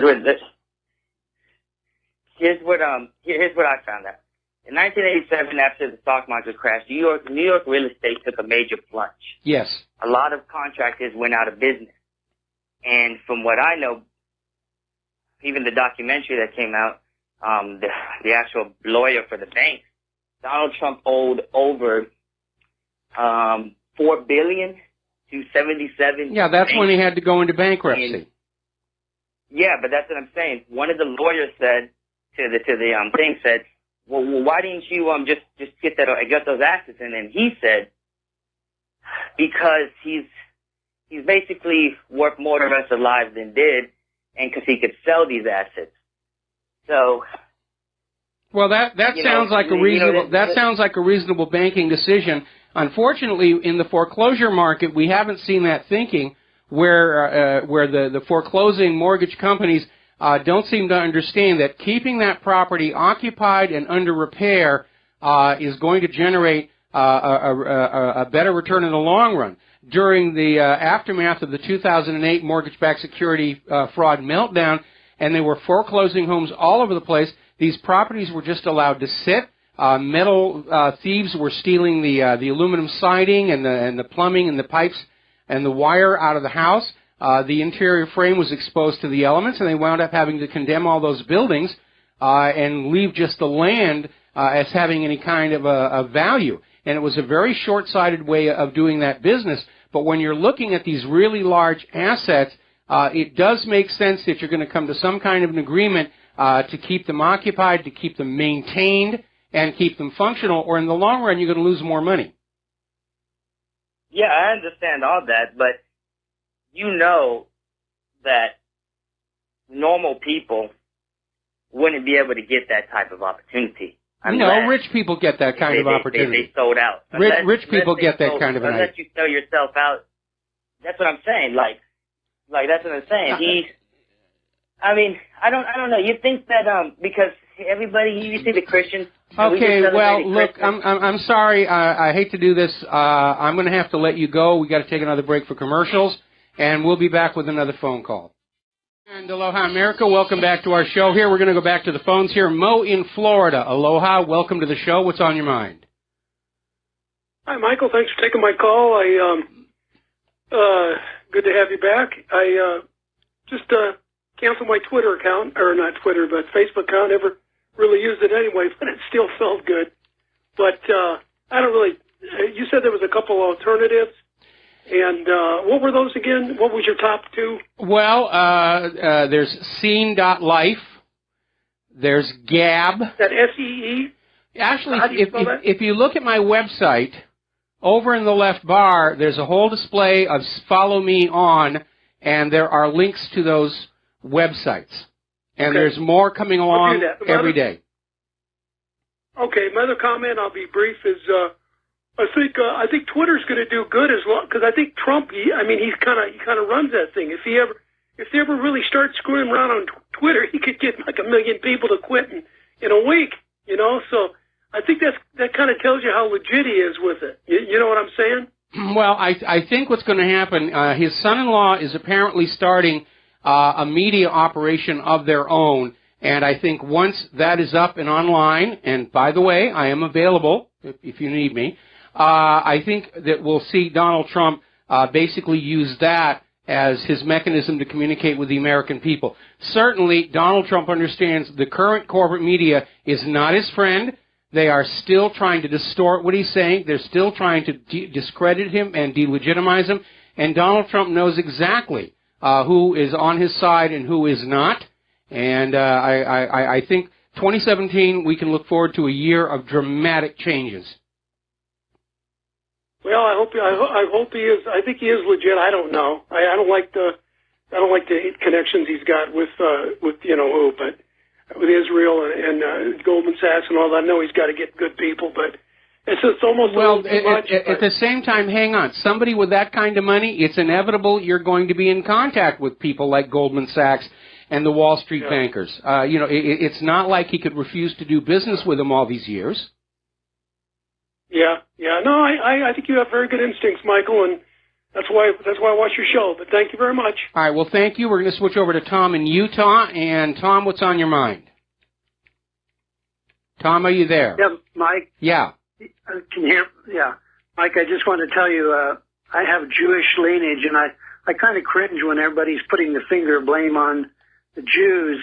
My relatives in Israel and my friends will tell you, quite frankly, if they can trust you with their true feelings, they know that they're nothing more than cannon fodder for, excuse my expression, these godless men who've hijacked the Israeli nation and that criminal cabal. They don't give a crap about my relatives that live in Jerusalem or in Tel Aviv. They're nothing more than cannon fodder for those criminal bankers. Same situation that we have here. Now, I will apologize up front here because I try and make a point of saying the government of Israel or Israel's government rather than simply saying Israel. I'm not always, on that, but I do try and make that delineation. The same thing when I talk about the United States of America, and I'm talking about the U.S. government is engaged in war crimes, not the American people. And the same thing applies to the people of Israel. It is the government of Israel that is committing these crimes and behaving like such children over at the United Nations. The same thing over in the Islamic countries.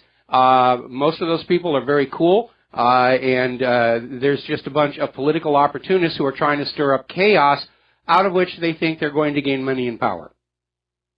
You know, in fact, a lot of my relatives left because they were tired of being the Dixie cups, disposable Jews for that criminal cabal that is simply trying to exploit people. Yes, absolutely. All right, well, listen, Tom, thank you very much for the insight. We're going to let you go here. We're going to close the phone lines for a little bit because I have got some news I need to share with you. Getting on back to Israel's government's unhealthy influence over our society, Google has now modified their search algorithm. If you search for any information about the Holocaust, the sites that question the official story are now invisible. You cannot use Google to find any articles calling into question the official story of the Holocaust. Now, during the commercial break, I went over to Yandex.com, and I ran the search there, and all of the various articles on both sides of the issue are still visible there. So my recommendation to you is to stop using Google and go over and use Yandex.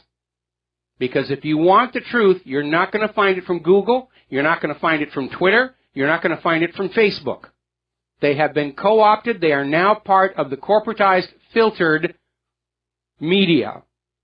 And our best approach to that is to simply ignore them, the way we're ignoring CNN. CNN's ratings are at an all-time record low. More people are watching the gardening channel than are watching CNN. And we can do exactly the same thing to Google and Facebook. Stop using them. Just go over to these new up-and-comers. Give them your business. That caller was saying vote with your dollars. In this case, vote with, your willingness to look at online advertising. And stop going to Google and Facebook. I mean, Facebook's already having to resort to cheating to stay in business. They keep finding all these mistakes in their metrics that artificially inflate their ad revenues. That's an act of desperation. They know they're in trouble. Look at the stock prices. People want to go where they're going to know they find the truth. And the more the U.S. government tries to co-opt social media and turn it into another ministry of propaganda, the more people are going to go someplace else. The same exact thing happened in the former Soviet Union. Pravda was completely government-controlled. Izvestia was completely government-controlled. All the TV stations and radio and the Soviet citizens set up a network of fax machines, the samizdat, an unofficial means of mass communication peer-to-peer, and through this they learned how corrupt the Politburo and the Kremlin had become, and the Soviet Union fell. And the same thing could easily happen here. And as long as the U.S. government and the corporate media refuse to evolve and adapt to the new reality of a skeptical, better informed population, then they are basically signing their own doom. That's just what's going to happen. Now, moving on here to the economic news. The Italian bank Monte Paschi has a capital shortfall surge to 75%. It's looking like there's a run on the bank. And apparently it's something like 8 billion euro to what they're calling a rapid liquidity deterioration. Don't you love the euphemisms? We're having a rapid liquidity deterioration. Yeah, the people are showing up, pounding on the door and saying, give us our money. And that's one of the reasons they're pushing for a cashless society, so that your money is locked in the bank and they don't have to give it back to you when they're in trouble. Story coming out of Express in Great Britain. Euro on the brink, investors predict currency collapse, with Italy as the number one worry child. And they're basically saying 1 out of every 5 investors are now predicting there will be a Eurozone collapse and breakup. It's starting to happen. The New World Order has stumbled badly, and it's coming apart between that built-in self-destruct device of the European Central Bank predating upon all the people and this brain-dead refugee program. Bitcoin is now surpassing fiat currency totals in 124 countries. People are getting tired of the private central banks.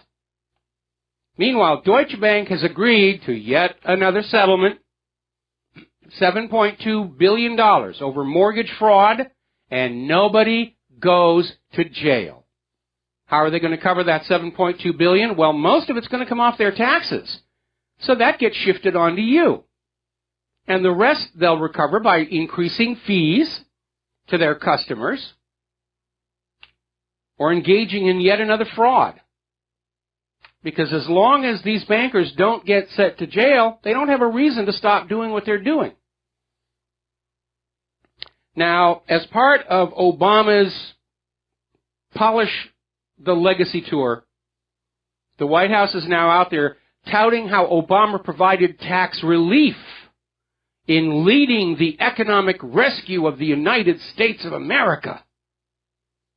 There has been no economic rescue. We still have over 90 million Americans out of work, unable to find jobs. Obamacare has bankrupted not only families, but some of the health insurance providers.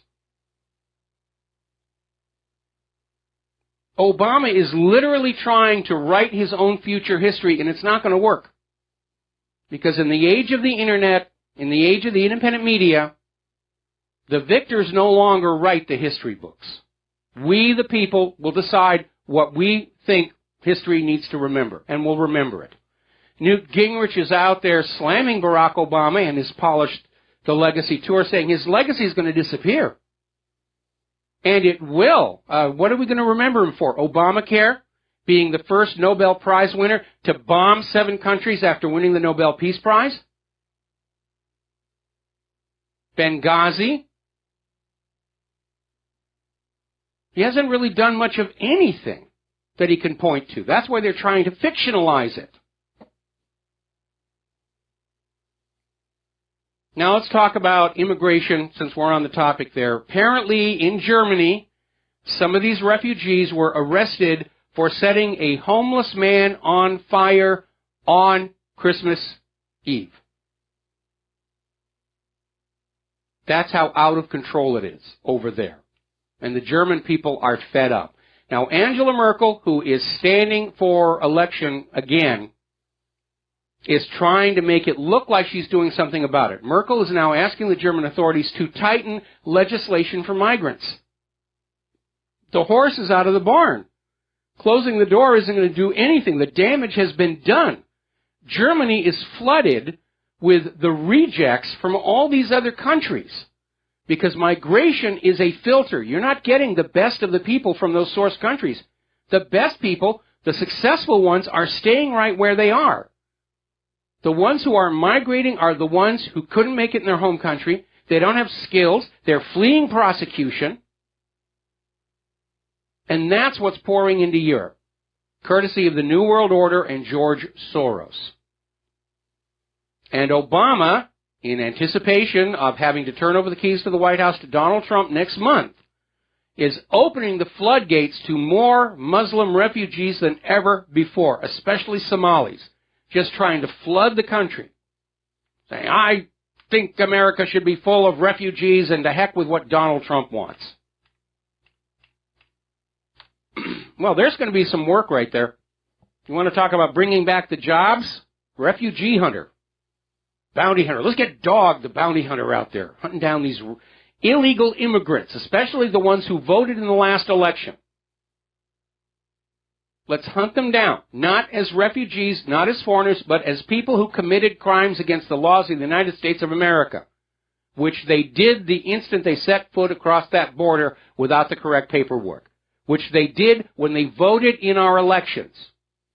TrueTheVote.org and VoteFraud.org are both estimating over 3 million non-citizens voted in this last general election. Let's start by hunting them all down for election fraud and flinging them over the border.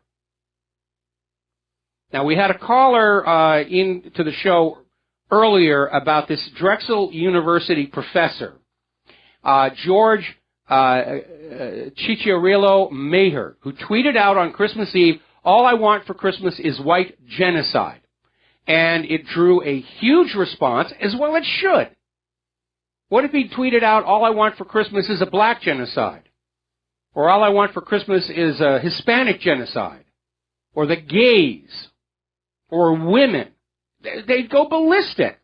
White genocide, corporate media, who cares?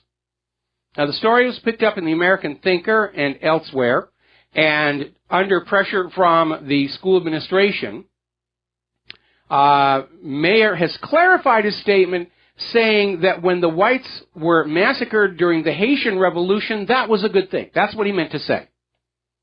No, that isn't what he said. He said, what I want for Christmas is a white genocide. When did white people become the new target, the new scapegoat? Well, as I mentioned to that caller, what we're dealing with here is a liberal political system that has appealed to various groups in our culture and telling them, you would be hugely successful if it wasn't for those evil white straight men.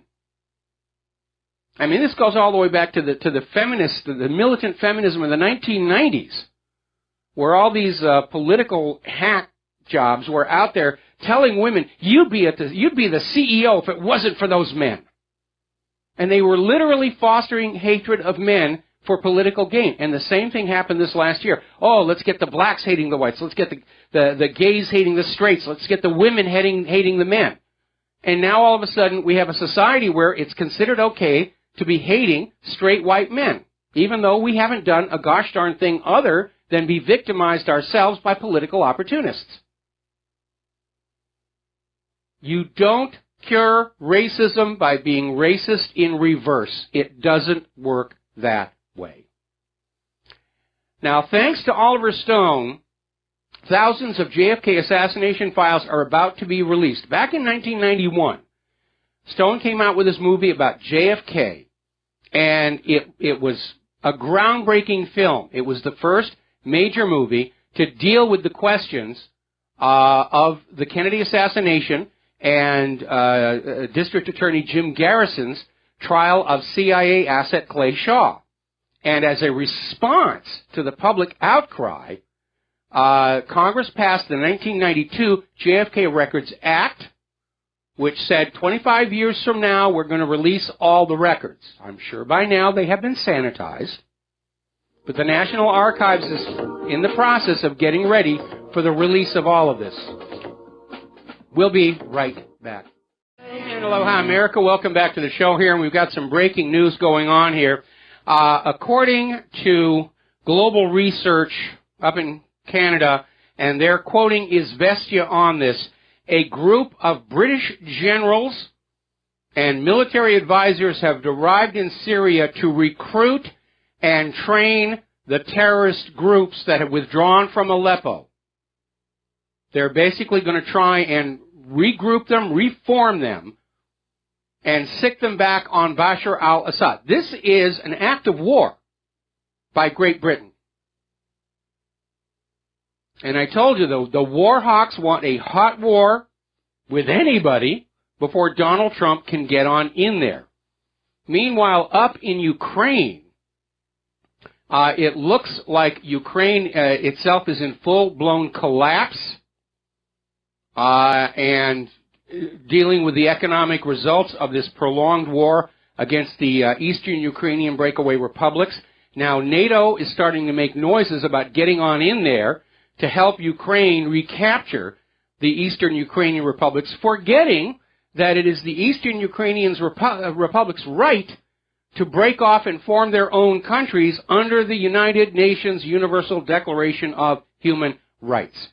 Meanwhile, we have that strange death of the NATO Auditor General that was reported as a suicide, but he was found miles away from where he would normally be. This Mr. Chandelon had 3 registered guns, but the gun found with the body was untraceable, and now it's come on out, according to Flemish newspapers, the gun found with the body was actually in the glove box of the car, and I have a hunch this guy didn't put it back in the glove box after it was used. Meanwhile, over the Christmas weekend, 61 shot in Chicago. Gee, I thought they had gun control there. That was held up as the model of gun control. We're going to ban the guns, and people are going to be saying 61. All right, let's grab a quick phone call. Fred in Iowa, aloha. Welcome to the show. What's on your mind? Yeah, howdy. I haven't been on RBN in over a month, and I'm known for my brevity. But I got to get it all out, or it's going to sound bad. Okay, that last caller that said that he had relatives in Israel, and the people that run and control the state of Israel are not Jews. Now, there is Jewish genocide, and let me explain that. I'm a Gentile, but I'm spiritually a Jew. Allow me to explain that. I'm a follower of Christ. Now, the Roman papacy, which is the beast of Revelation, is the enemy of the world. But that does not mean Catholics are bad. So when I say about Rome, the papacy... Okay, Fred, I'm sorry. We ran out of time. We're going to have to let you go here, and we'll be back after station identification. And aloha, America. Welcome back to our show here, hour number 3, and the phone lines are open, 800-313-9443. Before we get back to phone calls, though, some breaking news. Apparently, in southern Syria, the Al-Qaeda rebels have just surrendered to the Syrian army. So at this point, those generals who are going on in to try and regroup what remains of the Aleppo terrorists may be too little too late. This thing is coming apart. And obviously, Russia is going to go right to the United Nations and say, look, the British officers have no business in there. Neither do the Americans. They're not invited in by the legitimate government of Syria. They're committing an act of war. And that's absolutely true. Now, amazingly enough, maybe the New York Times is starting to realize the times they are a-changing, and they're going to have to adapt and adjust to what's going on. Apparently, the New York Times today ran a long piece titled Liberal Zionism in the Age of Trump by Omri Bohm of the New School, saying that liberal Zionism is a contradiction, saying liberal American Jews have identified themselves with Zionism, a political agenda rooted in the denial of liberal politics. And Bohm's most startling point is a reminder that Zionism has anti-Semitic roots because they collaborated with the Nazis. They were willing to sacrifice other Jews to have the bloody shirts in order to wave to create the nation of Israel. That's the reason for all that Holocaust stuff. I mean, think about it. At the end of World War II, the world had sacrificed much blood and treasure for this idea that Germany did not have the right to march into somebody else's country and take it for their own use. And yet that is precisely what the Zionists wanted to do to Palestine. How to sell that idea. So they needed a propaganda device that was so powerful that what the world refused to allow Germany to do to France and Poland and everywhere else, they would turn around and say, yeah, it's okay for Israel to do this to Palestine. And that's where that whole thing came from. Delousing became gassing. Slave labor camps became extermination centers. And you'd be amazed how many of the claims that were being made back then have already been completely discredited. That soap is not, in fact, made out of humans. It's made out of pigs, which is kind of embarrassing for those people who buried them. The lampshade's made out of human skin. Turns out it's goat skin. Science has caught up with a lot of this. Ground-penetrating radar shows there are no mass graves at Treblinka. The below-ground strata is undisturbed from when it was laid down by the last great ice age. That's the reason for it all, and that's the reason it is the most protected secret by Israel and its allies, because it's the entire justification for Israel being allowed to steal Palestine from the Palestinians. Now then, back to the phones. Ernest in Reno, aloha. Welcome to the show. What's on your mind? Hi, Mike. I called you a while back regarding the God of this world aspect of Israel, and I just wanted to kind of develop on that. In order to get a full grasp of the Israel thing, you got to understand the spiritual thing. You don't have to believe it. I don't believe it. I believe, that Israel really is they're motivated by it, because they do believe it, and we have to understand that. Well, like we would understand any theocracy or any nation that's ruled by religious hysteria. We do have to comprehend it in order to understand why they're behaving the way that they are. Whether it's Judaism, Islam, Christianity, Scientology, you have to understand it. Well, you see, the fact that they're saying that the United States will be punished because we're turning against the God of this world, that suggests to me that they can effect these kind of things, just like 9/11. And that suggests to me that they have the technology to be able to do that, which, I don't believe that this God of this world is, I do believe in a most high creator, but it's not the one in the Old Testament. And from what I believe that there are, what's one man's magic is another man's advanced technology.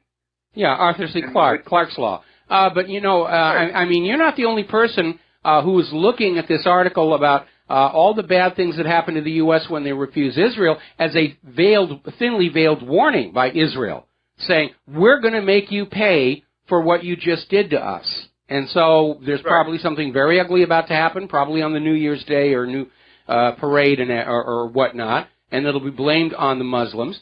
But, if you look at Netanyahu's behavior right now, he's clearly lost it.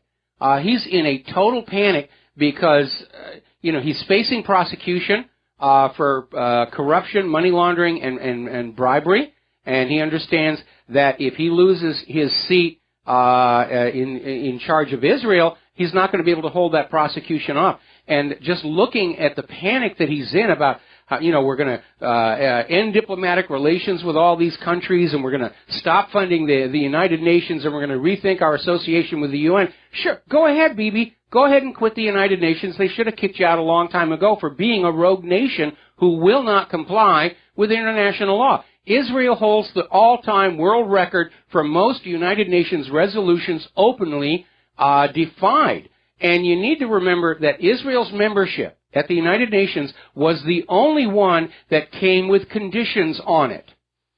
One of the conditions attached to Israel's joining the United Nations was a Palestinian right of return, where the Palestinians who were kicked out of their homes and their villages during the creation of Israel be allowed to come on back. The second condition was if the Palestinians of their own free will chose not to return, Israel would financially compensate them for their lost properties. Israel hasn't complied with either one of those.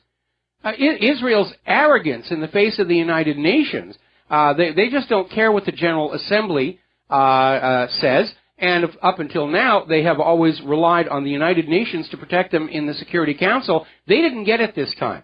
I think this was Obama's flipping the bird to Benjamin Netanyahu after all the nonsense that Obama's had to take from Israel all these years. Well, Mike, this is more than just human beings squabbling.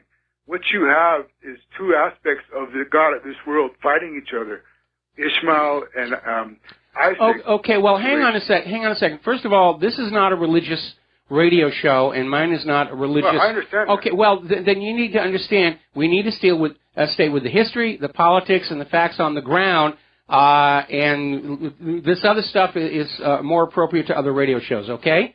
So... Right. I'm not trying to talk to you in religious aspects. What I'm saying is that the technology suggests that if you look at the end-time prophecies, they can affect these kind of things that they say are going to happen. They affected Israel coming back as a nation. So to me, that tells me there has to, well, not has to be, but there could be something higher than human beings that are... Okay, well, now we're getting back into religion. Ernest, thank you very much. We're going to let you go. Okay. Let us remain in the real world here, people. And we're going to switch over to Scott in Norfolk. Aloha. Welcome to the show. What's on your mind? Hey, Mike. I found something out about the state of Israel that really was astounding to me. You probably already know it. But do you know that every single prime minister, with the exception of 2, has a legal alias? They don't go by the names they were born with. Okay, I'm not surprised. Oh, by the way, we got to do a shout-out to our on-air affiliates who rejoined our network, and I'm a little late getting that, but okay, we've done that.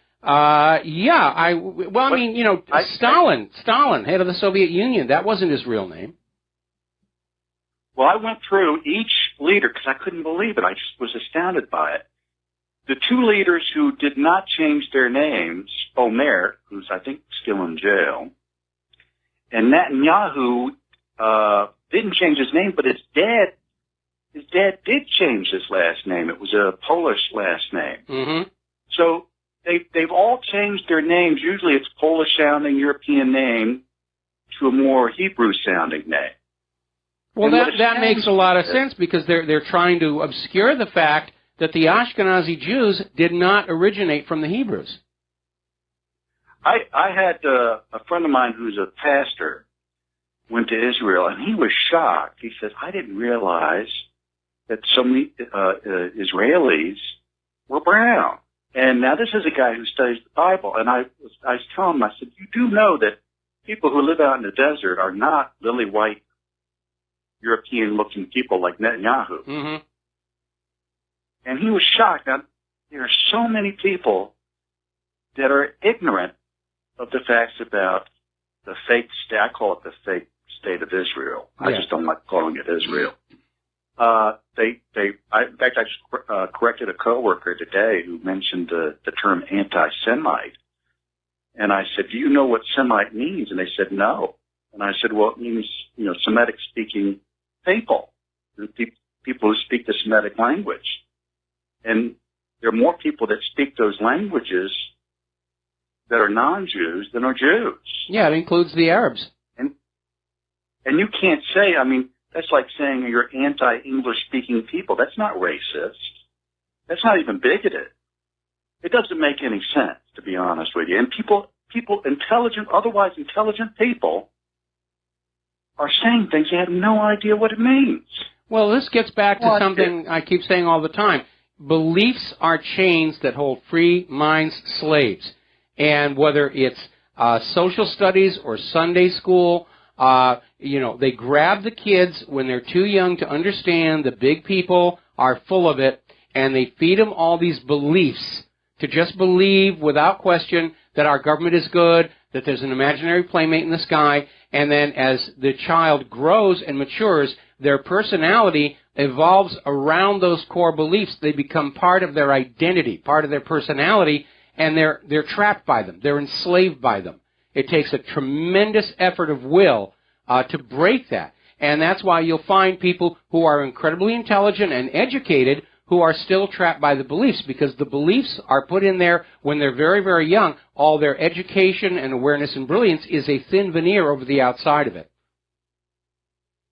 Well, I tell you what, and I agree with what you said, and that makes the people like us kind of hesitate before we try to talk to these folks. Oh, yeah, you've got to be very, very careful. Because they will turn on you. Now, I remember something you said years ago. I used to be a liberal. I bought into the global warming thing, the whole thing, without even knowing what the hell it was. I just thought, well, if it prevents pollution, it's good. And there was something you said. It was a simple sentence. You said that until we can I'm paraphrasing. This is not exactly what you said. Until we can quantify the amount of pollution coming from submarine volcanoes, we can't possibly say how much pollution man is making and how much of an effect it's having on the environment. Well, you got it almost correctly. It wasn't pollution, it was heat. How much heat is coming from the thermal vents on the ocean floor. If you don't know that, then claims about how much human activity is warming the ocean are just a scientific wild-ass guess. When you said that, that's so logical, right? There's no really debating it. I don't care how much I believe in global warming. It can't dispute that logic, you know. And I thank God I thank you that you said that. I appreciate the sentiment. Warming, it is the biggest scam ever. It's a backdoor to a global tax and a global government and eventually a global military. It is a scam. These people don't give a damn about our environment. They never have. No, they don't. And what's important here, the important part here, is people are now waking up and realizing there isn't just one or two huge scams. We are literally raised, surrounded by a tsunami of lies, fraud, and deception, whether it's the orthodox account of World War II, human-caused global warming, Saddam's weapons of mass destruction, all of it. We are lied to every single day of our lives by politicians aided by the corporate media.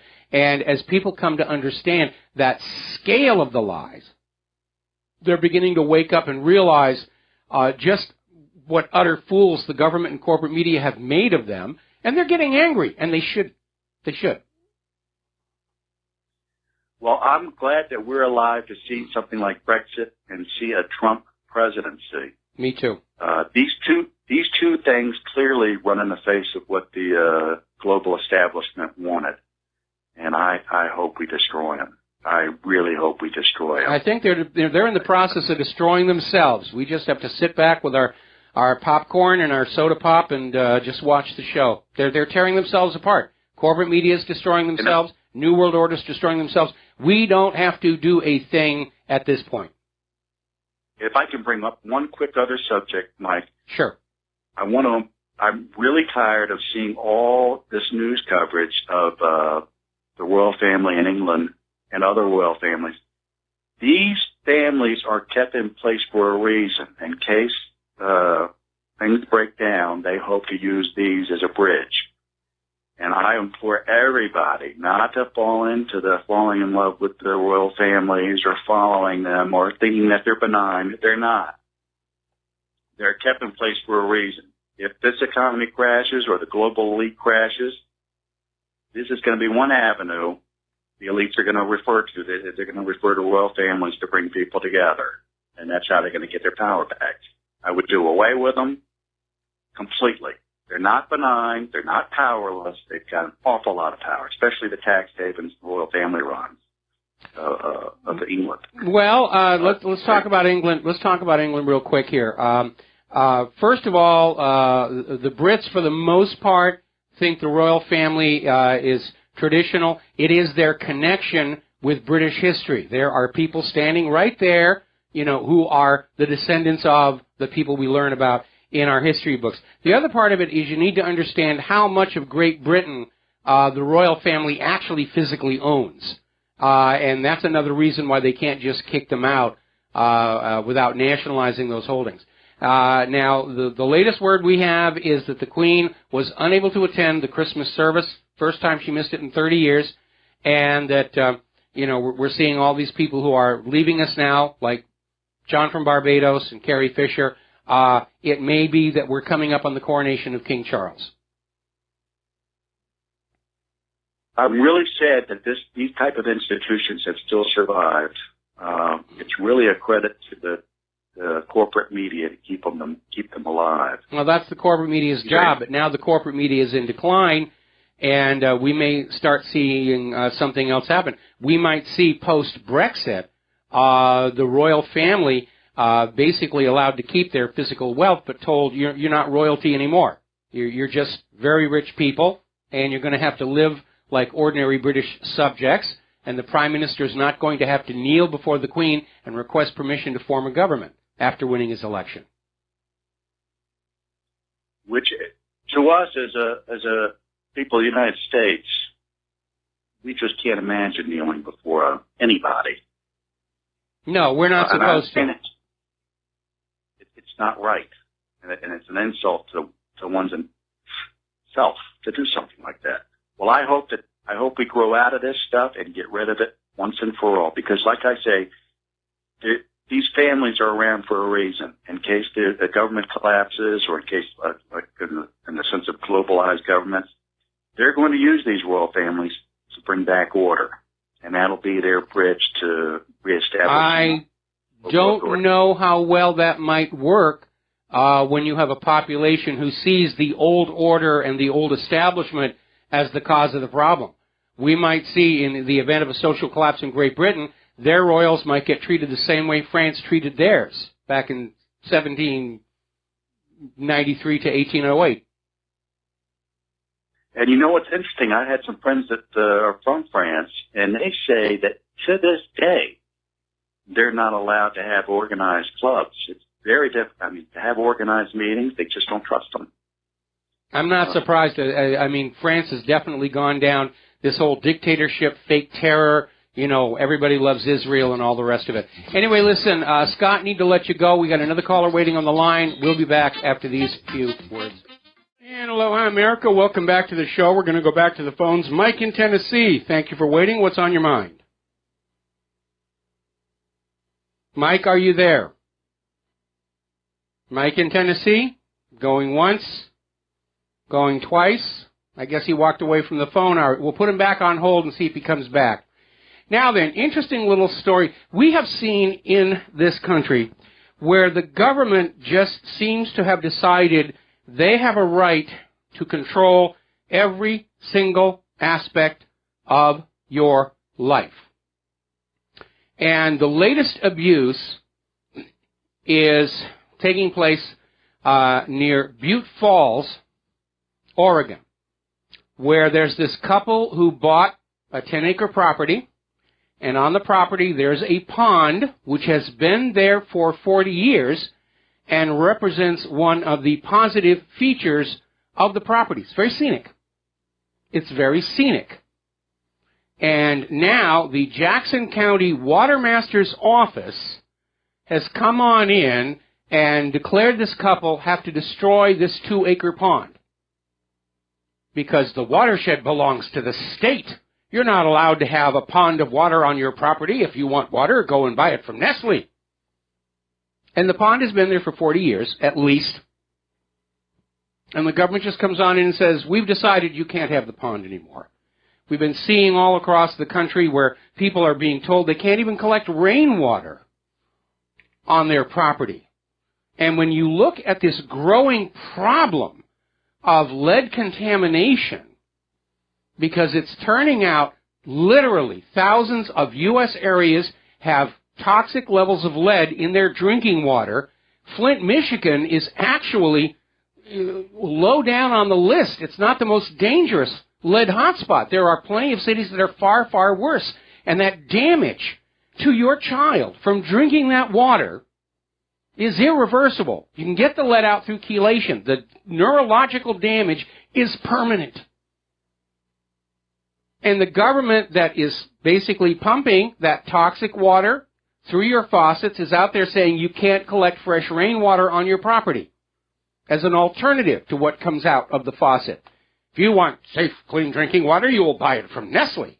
I mean, it really has gotten completely out of control. Okay, I understand Mike is back. Mike, are you there?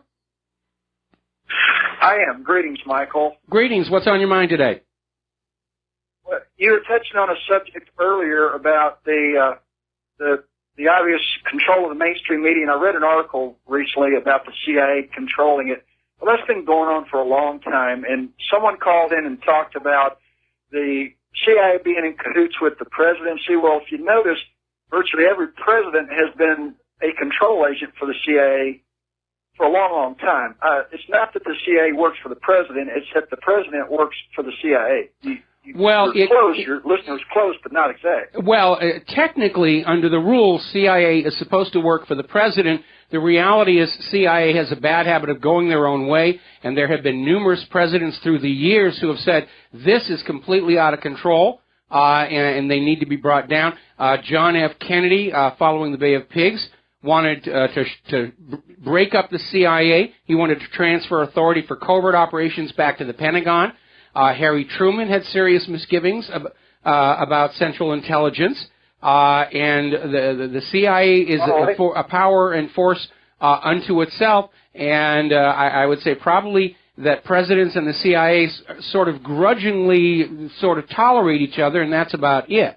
But as far as the CIA's control of the media, that goes back at least to the end of World War II, when the CIA was studying how the Nazis used the media of that day, especially the radio broadcasts, those nationwide radio broadcasts by Hitler that just galvanized the people with this shared group experience, because those German people were sitting on their radio listening to Adolf Hitler and knowing that every other German in the entire country was listening at the same time. That was a very powerful psychological tool. So the CIA started a program called Operation Mockingbird to bring the corporate media under U.S. government control. And as a matter of fact, I just posted my article on Mockingbird to the main page of What Really Happened. So, yeah, the CIA is very dangerous, and they keep getting into trouble.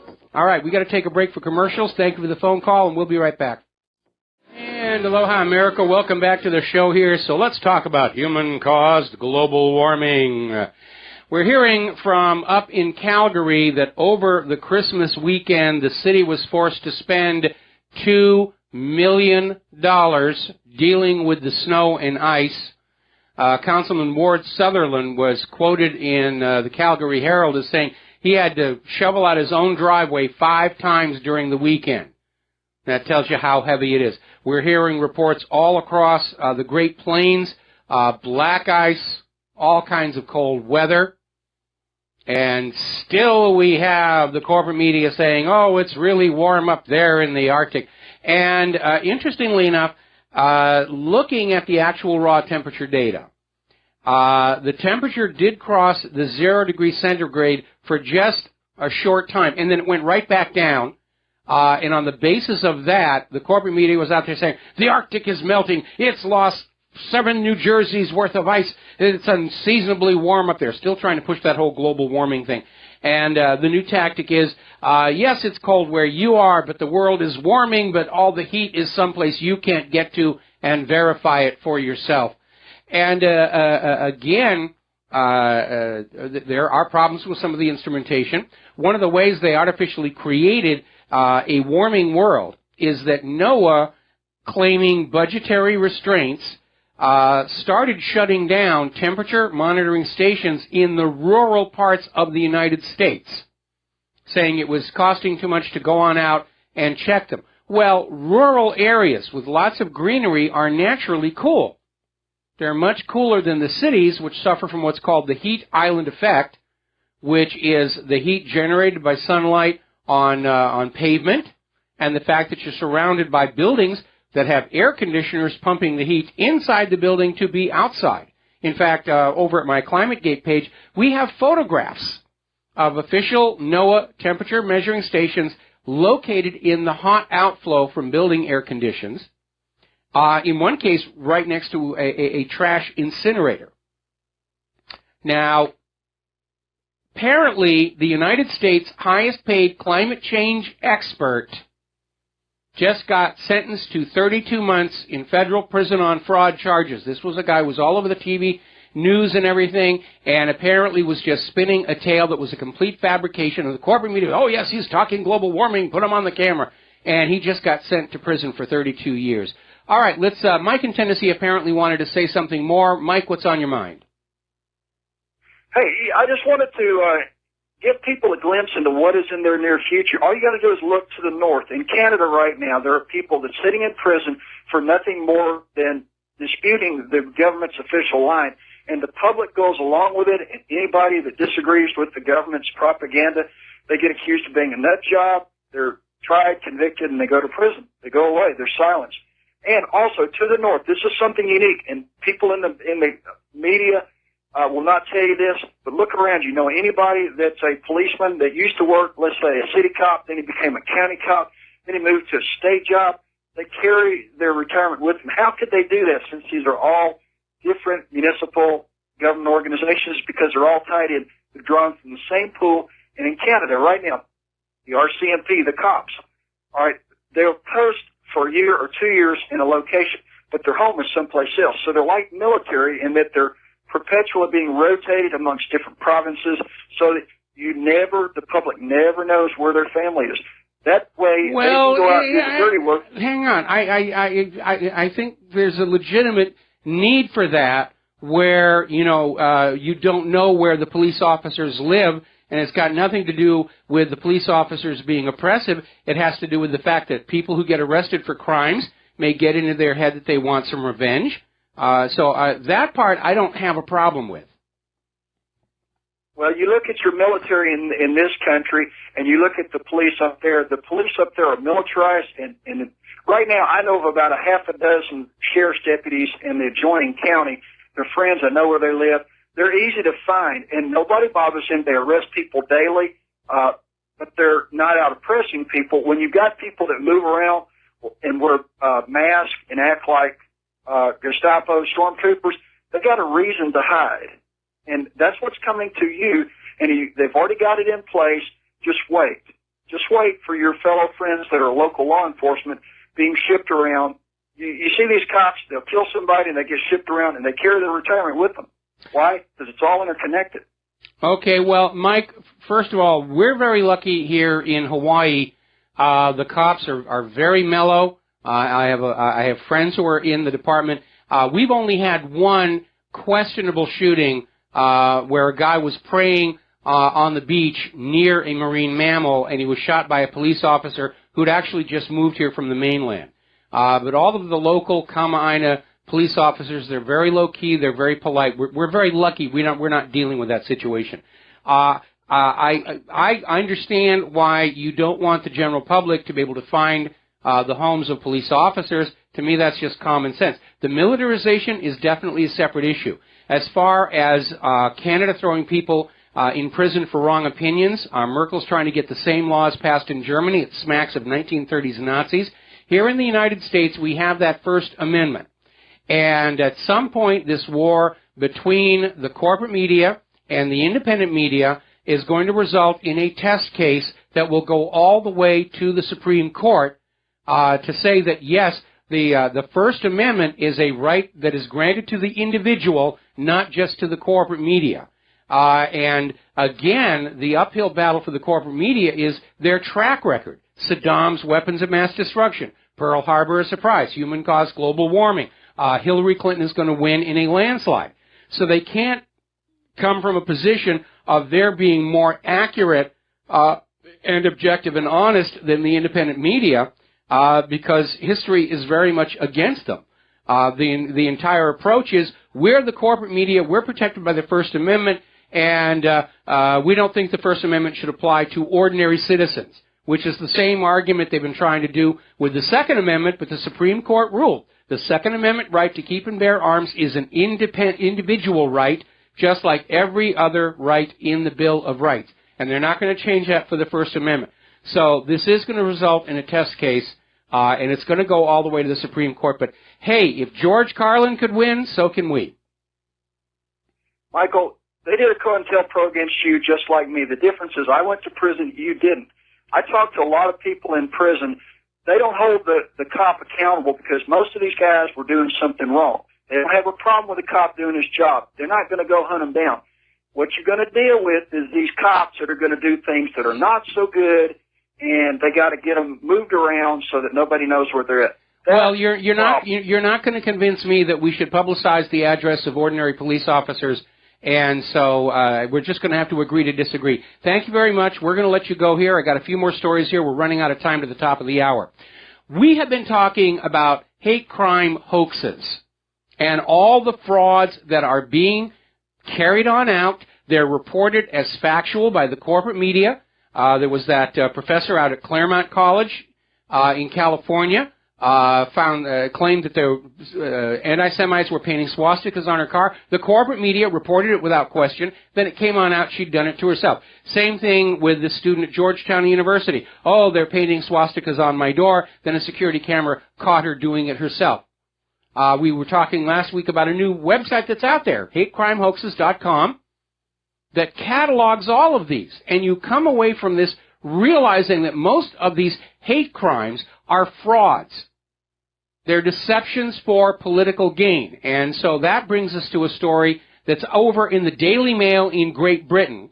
The story is coming out of Denton, Texas, where David and Jenny Williams supposedly woke up to find their truck and their motorcycle on fire, and the quote, N-word lovers sprawled across their garage door in spray paint. This happened back on December 12th. And it was declared a hate crime. It got a lot of coverage in the local press, launching an arson investigation. And, of course, well-wishers donated huge amounts of money to the family to help buy a new car, new motorcycle, repair the damage and everything like this. Apparently, last week, the wife blew the whistle saying the husband had started the fires and spray painted N-word lovers on the garage door. It was a hoax. It was another hoax. If you want your 15 minutes of media fame, if you want people to just send you all kinds of money, just fake a hate crime. Oh, feel sorry for me. I'm the victim of a hate crime. And most of them turn out to be hoaxes. Most of them turn out to be frauds. And some can cause a lot of damage. The Tawana Brawley rape hoax ruined careers. During the heyday of the 1990s militant feminism, up in Davis, California, there was a woman who claimed that she had been gang raped by teenagers on skateboards right on the divider of the highway going through the middle of town. And the National Organization of Women showed up and made a big deal about it. Oh, say it's proof of the rape epidemic, and, you know, men are all rapists and that's all they are and so forth. And the Davis City Council was on the verge of passing a males-only curfew when the police finally came on out and said, there's something funny about this story. We can't find the doctor she claims she went to after being raped.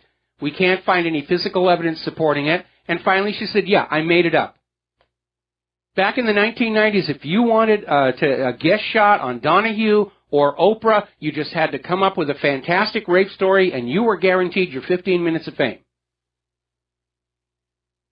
And so we have to be very skeptical when these newsworthy, spectacular crimes take place. How many of them turn out to be frauds?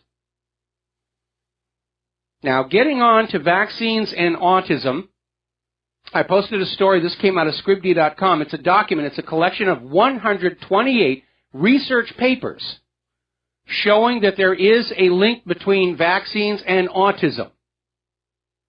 And by the way, I've been informed that Facebook is now blocking me for articles like this. People trying to view the article are being given a message saying somebody has complained that this is fake news.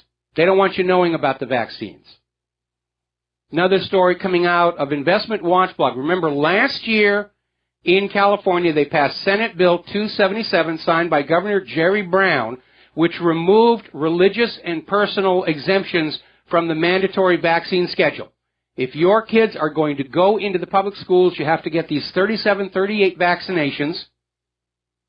In the 1 year since this bill went into effect, autism rates have risen among California school children 17%.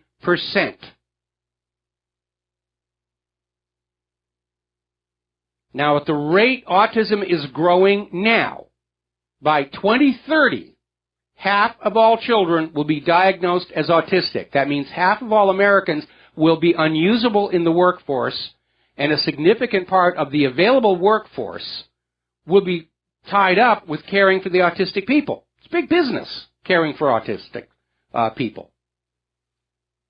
Now, here's a story that really tells you what's going on.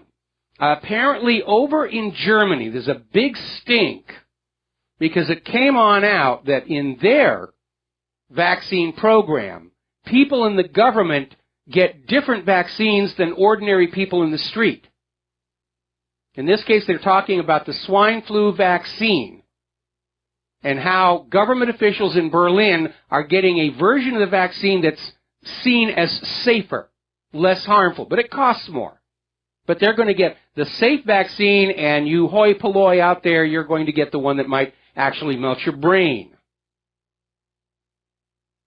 So just like there's a two-tier justice system, there's a two-tier medical system. And by the way, that was a hallmark of the former Soviet Union. The members of the Kremlin and the Politburo, they had special private hospitals that had access to the very best medicine, and the medical system for the ordinary people, mostly placebos actually, was a two-tiered system. I wonder if we have that exact same thing here. Now then, we mentioned this earlier in a phone call, but I'm going to mention it again. This is coming out of Blacklisted News. Obama is yanking Cyber Command control from the National Security Agency and basically is going to be handing it over to somebody else somewhere in the Pentagon. The goal is to prevent Cybercom from being run by the same military officer who oversees the NSA. And maybe this is Obama expressing his displeasure that NSA was not able to come up with manufactured proof that Russia was hacking the election and the DNC emails. Now then, story coming on out of Russia today. A former Olympic gymnastics doctor has been arrested and is facing federal charges on 2 counts of possession of child pornography after FBI investigators found at least 37,000 images and videos of child pornography in his garbage. That was the stuff he was throwing out. Who knows what he still kept. Some of this material included girls under the age of 12. The man's name is Larry Nasser. He was the U.S. gym team physician during 4 Olympic Games, and he worked as a doctor at Michigan State University before he got fired. Now, question. We already know there's a strong correlation between prescription antidepressants and violence. I think it's time that we study the correlation between prescription antidepressants and other what might be considered aberrant behavior, because we know prescription antidepressants suppress impulse control, and people might just be tempted to go do all kinds of weird things they otherwise would not. As embarrassing as this Olympic doctor is concerned, it had to be worse for the president of Bolivia, because he was in a court setting.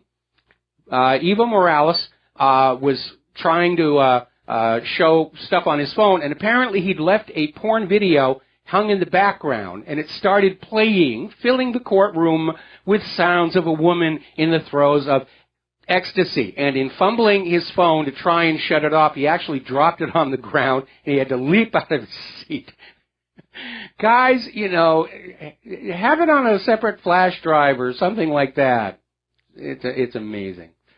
But again, I think we need to look at the prescription antidepressants. We know they cause violence. We know there's a correlation between the rise of the use of these and the rise of various forms of violence, not just murders and mass shootings. Domestic violence is up. Police brutality is up. I think it's time to take a very good look at how we may be drugging ourselves insane as a society. So we're going to take a break for commercials, back with the last segment of our program after these few words. Hi, America. Welcome back to the show, and I'm getting an email from a reader who says Google is also now filtering out all the articles regarding that infamous Fox News synthetic bovine growth hormone lawsuit, and basically said the search came up with just one article declaring the story to be completely false and fake. Didn't happen. Monsanto's great. You've got to love these people. As of right now, I'm off of Google. I'm going to go with the Yandex from now on. And I suggest you all do the same. If Google and Facebook want to be just like the filtered corporate media outlets, then let's give them the same audience they have. Now then, a little bit of news for all of you science buffs or those of you living here either on or around the Pacific. Up in the Aleutian Islands, Bogoslav volcano has been erupting repeatedly over the last several days. Earlier today, the condition was set to red. It's been pulled back to orange. But the island has gone through some major changes. The ash plumes are posing a problem to aviation. They're having to issue alerts for people to stay away from the ash cloud, because the ash cloud, if you fly a plane through it, can cause a great deal of damage. And so they're keeping an eye on it. Now, for us here in Hawaii, the issue has to do with these outflows of lava that will form new additions to the island, because it may look like it's an island, but what you don't understand is when the lava hits the water and solidifies, there may be nothing underneath it to support it. It's called a lava bench. We get them on the Big Island all the time, and when they get too heavy to be supported from the edge, they'll collapse into the water. And some of these lava benches up at this island are looking very large, according to the latest satellite pictures. If one of them were to collapse, we might see a tsunami warning come out of that. So we're going to be keeping an eye on that situation here. And hopefully it'll all calm on down. But, boy, there's been a lot of seismic activity around the planet lately. Maybe the Earth is getting ready to hatch, and Cthulhu's going to come on out and say, all right, all of you, get off. I'm sick and tired of all of you. And big earthquake in Chile, the ones down there in the Solomons and New Guinea. And the Solomon New Guinea quakes are on opposite ends of the same fault line. If that center section were to unzip, that would be a major problem as well. So the Earth is definitely moving around, especially that Pacific Ocean plate going all the way back to Fukushima. The government is now of Japan is now acknowledging that much of what has been reported about Fukushima over the last several years was a bunch of nonsense, that the original numbers about radiation release were actually correct, and there's no taking it back. They can't do a thing about it. Anyway, there's the music. Time for me to get out of here and do Jim Goddard's show up in Vancouver. We'll be back tomorrow, Wednesday, here at the Republic Broadcasting Network. Until then, stay informed, stay skeptical. Remember, you are now part of the independent media. Share what you know with everyone that you know. We'll be back tomorrow. Aloha, America.